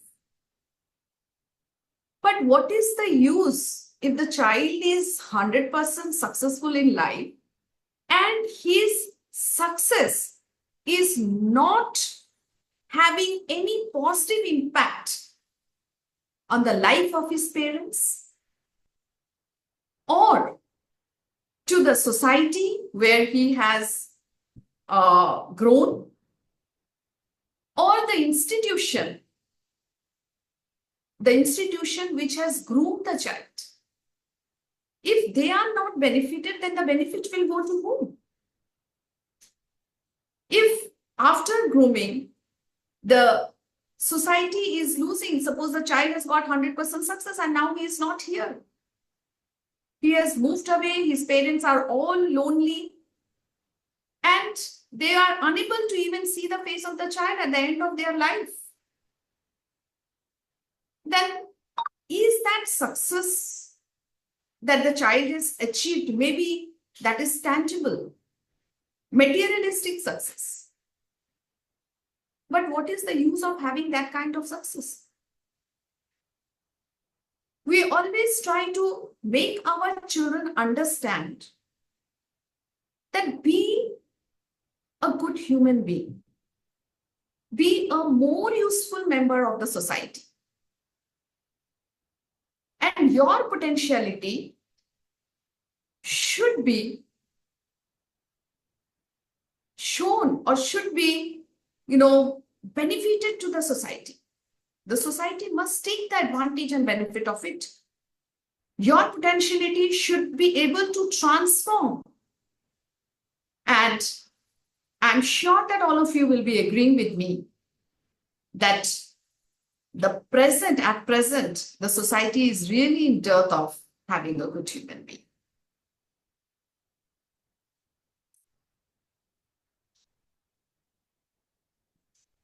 Human, natural, normal human being.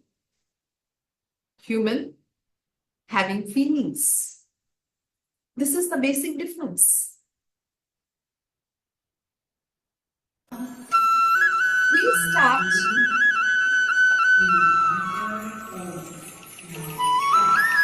I'll show the video. This is the way we start our day. Just after the conduct of the assembly, everyday practice is this, so that our children will be focused on what they really want in their life. We have never taught our children to become a money-making machine. You can see that how we start the day. This is how we start our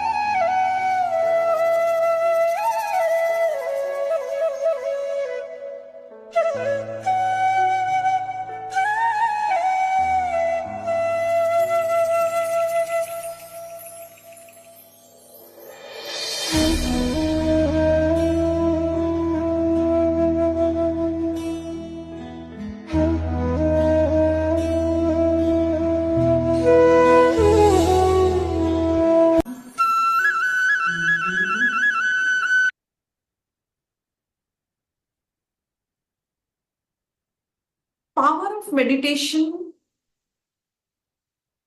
is really important because there are number of things in the society which is ready to distract the mind and heart of the children. So they must be focused on what they wanted to do in their life, how to achieve a broader goal. What will be the small steps they will be taking in each day?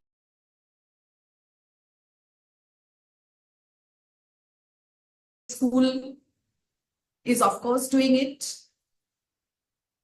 but Seva, not only inside the school, outside, sometime in the marketplace, we tell them to do it in their own community itself.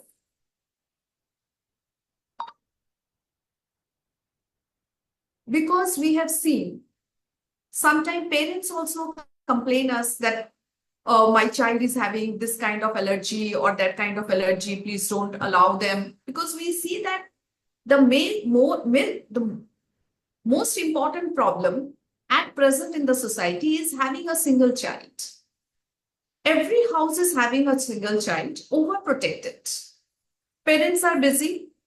The child has been provided with all kinds of facilities, amenities, gadgets, number of people to look after them,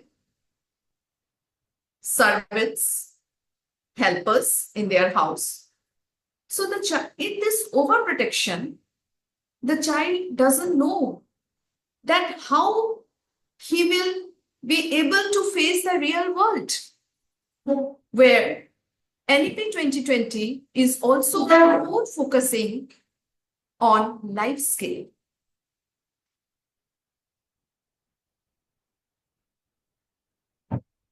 We are having an NSS unit, very active. And that NSS unit, we have adopted one village near the school. And not only in the name of it's not that by the name only we have adopted it. In a scheduled manner, every time, once or twice in a month, very regularly, our children visit that village, sit with them, talk with the children, try to give them some life lessons, give them how to keep themselves clean, how systematically they can educate themselves, giving them some kind of, or whatever is required, small gestures. Providing them various amenities, what they need. This is done in a very regular basis. NSS cadets, both girls and boys, time to time, we take them for rallies, Fit India Run, which is already scheduled, and I am sure every school is doing. But very regularly, we arrange lemon water in the summer season, very regularly by the volunteers in front of the school premises. This time, I must share with you all that Tripura has experienced 2 extreme climatic conditions, that we had extreme heat wave, for which the school was also closed for some time. And we had extreme flood, which has affected maximum of the districts of Tripura. So in the summer, it is very scorching, high humidity is there, which the most important thing during that time is to keep our body hydrated, and our children take every possible, and most of the ideas, it comes from them itself. Now, ma'am, we want to do this. Can we do this? Or can we have this kind of Jal Chhatra or some other activities? It's not that once in a year they are doing it. It is done in a very regular basis. Making friendship with the environment. Our school is a totally green campus. Around 10 acres of area it is covering. And that greenery is because our children are very friendly with the environment. They take all possible measures to plant, to nurture, to come up with various kind of ideas, to even protect the natural flora that is there, found in different corners of the institution, to protect them, because most of the places, that also they understand that most of the places in Tripura, the transformation in the climatic condition is because of plantation of homogeneous trees. That is, rubber plantation is there excessively in most part of Tripura. So when we talk about this excessive rubber plantation, then they came up with the idea that then why we will not do any kind of homogeneous plantation in our institution. We will protect the natural flora that is found, that is found in different corners of our institution. So it was come up from some time. We become very, delighted to hear that they are also coming up with so many ideas, which is making our school much greener than before. Primary health centers, there's a continuous visit. Nearby, we are having a primary health center. So not only visiting the health centers, taking care of the patients, small children, coming up with the community responsibilities. In this way, we try to inculcate that you may not be, or you are fortunate to born in a family where there is no scarcity. or there is you are fortunate to have no scarcity in your life, but there are many children, those who require help. So they come up with this kind of activities from the inception only, the small children. You could see in one of the picture that we are having customized copies with us, and we change the cover every year. So whatever copies they were having of the last year, so they collect it and distribute it on those schools where the children are facing the scarcity of books, copies, or any kind of educational accessories.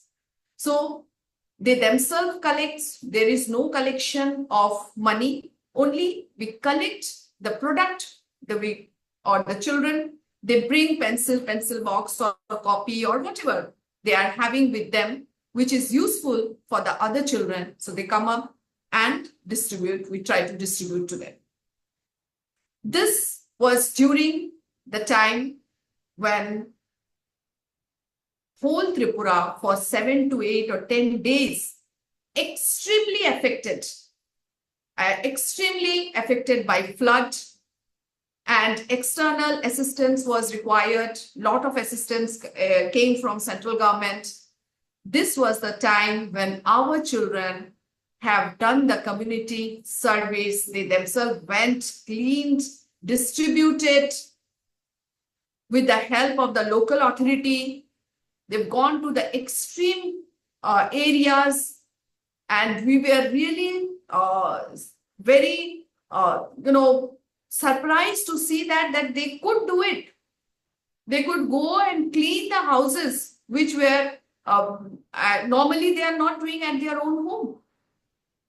So this touch, heart to heart with the people, those who are extremely affected. They are no food in their house, and they were not even many of the people have to vacate their houses and go to the refugee centers. So there, the picture that I'm showing you in the extreme side, where the child is giving biscuit packets to the refugees, those who were there in a school.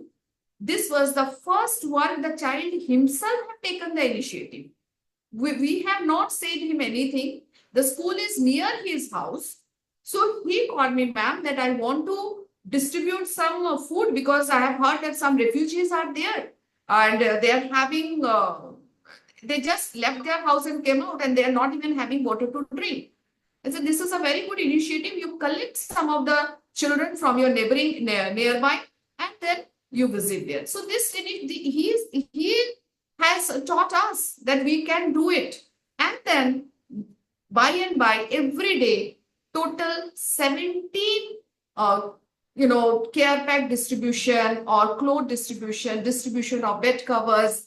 Even we have traveled to another district where the children have distributed lot of care packages to the needy people. So this is the age of social media. We are seeing that so many electronic gadgets are very easily accessible to our children. Many of the time we observe that the parents are not seeing actually what the children are, or how the children are using the gadgets that is there in the house. Lack of proper guidance takes them to the wrong track. And that is the reason that so many social issues, negative social issues are coming up. So teachers as well as the students of higher classes, togetherly they come up and talk with the students in details about what is good touch or bad. Somewhere I have heard that why we always restrict our girls. Or it is very true also that why we restrict our girls to be careful. They should be careful in their movement when they are coming out, where they are going. Why don't we teach our boys to take care of everyone and what is good and what is bad? So this is what we try to put inside our boys, that how they will respect to their fellow mates. We take them to visit. We are having a nearby tea garden where the children of the workers of the tea garden are there. And I must tell you all that they enjoy it a lot.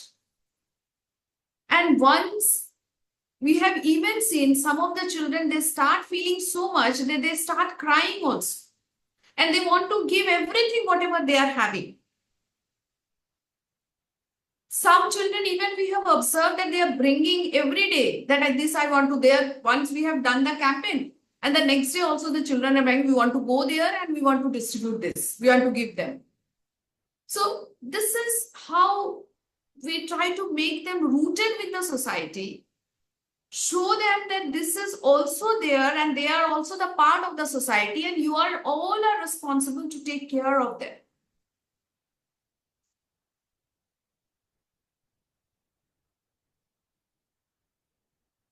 We take our children, our volunteers, they go to the nearby schools, other schools. By the dresses, you can understand that they go to the other schools where they try to make various kinds of awareness generation programs. They generate awareness about political or electoral through their presentation, because at this age we have, if they will not understand that what is true politics, then they are distracted. In the name of political riots, we are seeing that so many different kind of disturbances are happening in the society. We have also observed that the people, those who are really helpful to the society, they don't want to go to politics, because most of the people we heard that they say that politics is a dirty game. But if our children will not go inside the game and make it a fair game, then how the democracy will exist?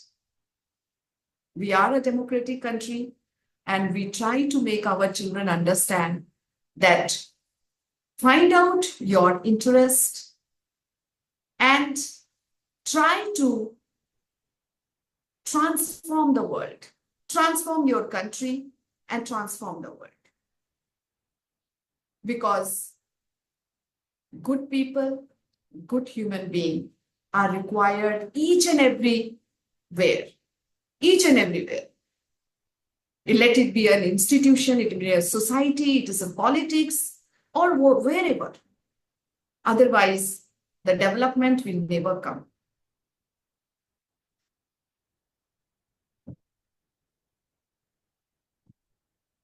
Tripura is a disaster, it's in a zone 5 of earthquake. So we are having a disaster management group of children of the higher classes. They continuously do mock drill. It's not only the teachers just guides them. All work has been done. They are trained properly. And all work is been done by them. And here we found that why I'm saying this, because this practice was really a success story. When most corners of Tripura were affected by flood, we have seen that many of our ex-students, they have jumped, they went, and they have worked in most of the rescue teams that were being formed by the local NGOs or by the government. There we found that many of our ex-students were there. Even the DM of South District, the DM of West, they have praised when they found that many of the children of Bhavan Tripura Vidya Mandir, present and ex, they have come forward to help the affected people at the time of need. Because we learn so many things, but if we are unable to utilize it in the right time and in the right, at the needy time, at the time when we actually need it, then it's of no use learning so many things. Children will definitely develop. Children will be focused in their academics. Everything will go on. There are so many people, those who are there to look after their academics, that is their parents, their relatives, their teachers, and school. Of course, academics is the main focus of any institution. But along with the academics, we continuously focus in their all-round growth of being rooted with the society.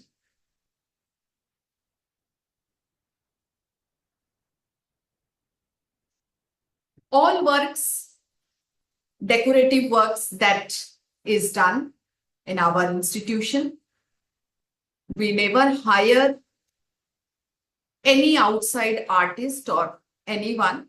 All the work is done by our children.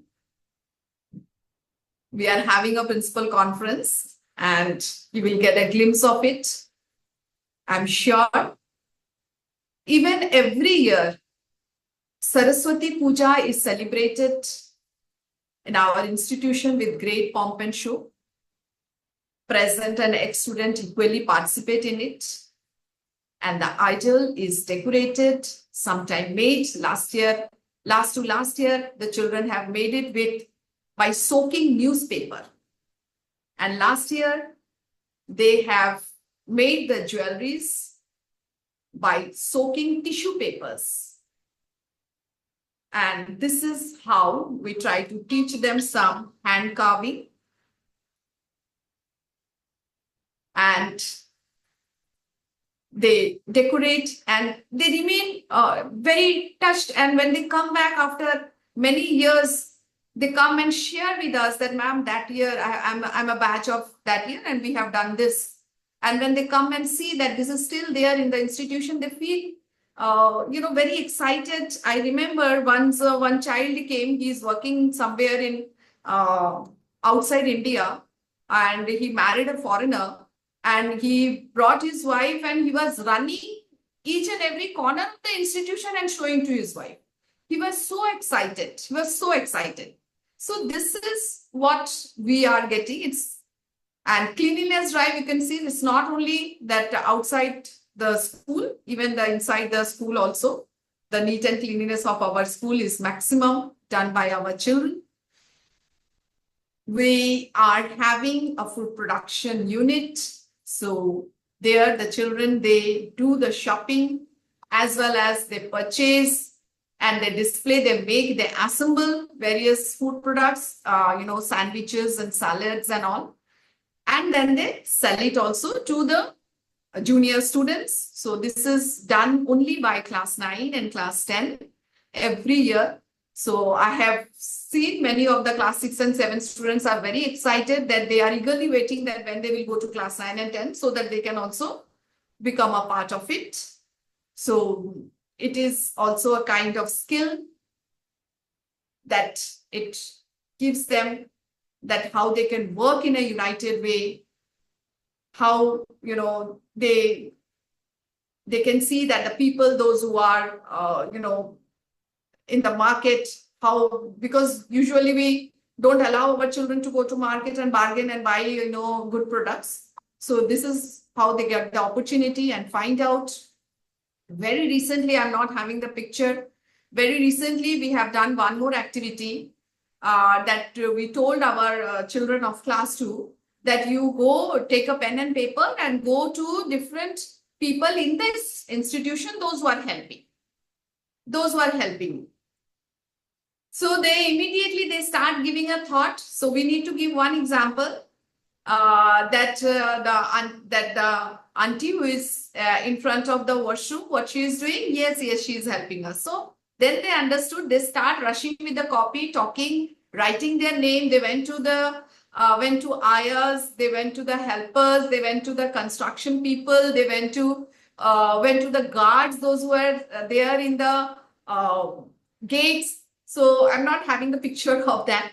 But anyway, so that was also a very recent activity that we have done. And the student, where they understood that, yes, we are not independent. We need to take help from others, and they are a very important part of our life. So at any point of time, we should not neglect them.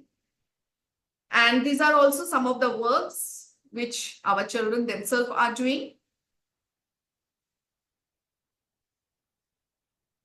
And at last, I will only say that a compassionate and human approach strengthens this natural balance. We should understand the positive value of every being and respect it. So it has been said by Dalai Lama, as all of you know, love and compassion are necessities, not luxuries. Without them, humanity cannot survive. So in conclusion, it is being human when we understand and acknowledge whatever the creator of the universe has created is for the essence of natural balance. A compassionate and human approach strengthens this natural balance.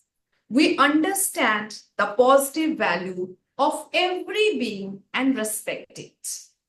The journey of a meaningful life takes a long time to firmly establish the three-dimensional of being human, defining care of, concern to, and consideration for the deserving.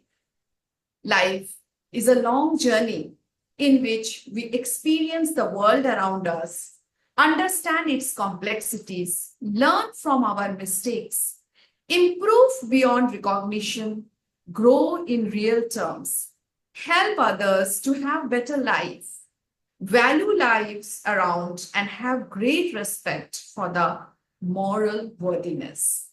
This is how a human being goes through what it takes to be a human, where the state of being human, which begins with birth and continues throughout the life, evolves with the development of this way of life.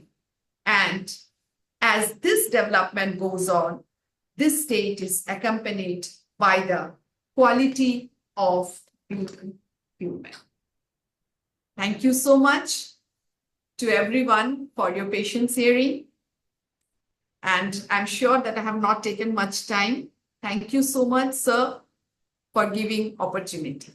Thank you, Swapna. Alka Gupta is with us. Alka ma'am, are you with us? Alka Gupta ma'am, are you with us? I can yes, see you. sir. Yes, sir. Yes, sir. Alka Gupta madam is with us. She is a retired assistant commissioner from Kendriya Vidyalaya Sangathan. So I'll request her to conclude this, to give her expert comment on this particular topic. Ma'am, please bless all our teachers.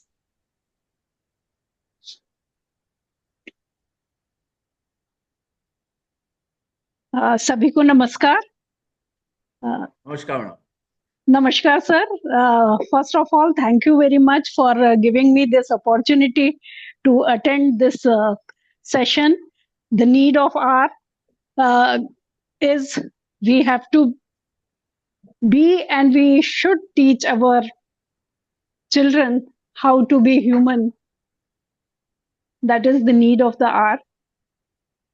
And this, I think teachers have the responsibility. The onus is on us, the teacher community, that by our behavior, our children inculcate. It is not the thing to be taught. It is caught by the children. So as they see see their elders doing things, their behavior, they follow. Shama sir, I have attended one more session, and luckily that was also the presentation was by Mrs. Shom only. So it's a pleasure to hear her once again. And so one more thing, the session I was just attending, this session was not with me. I was just attending. Yes, So, yes. but the I know topic that, is, but you were the there, so topic I is, thought that I must take your yes, I was a silent listener to this. But anyway, thanks for the opportunity. So thank you very much. We will listen to you tomorrow also. Yes, sir. Thank you. Thank you so much. Thank you.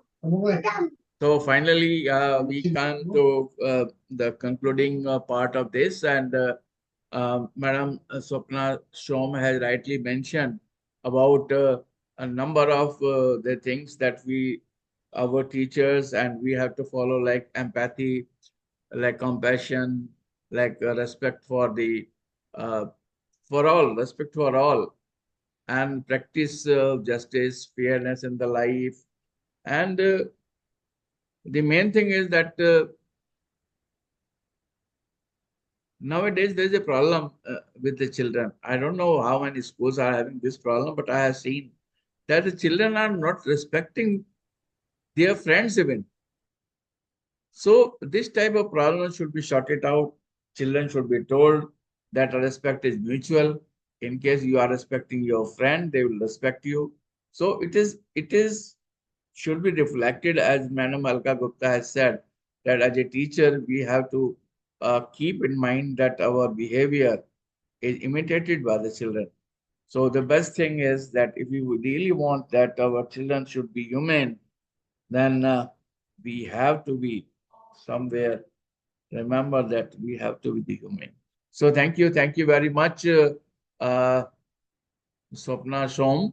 And with this, we are coming to the end of this session. Thank you very much for joining all of us. There are few principals or vice principals who are joining with their mobile. I don't know their names. So please send their name.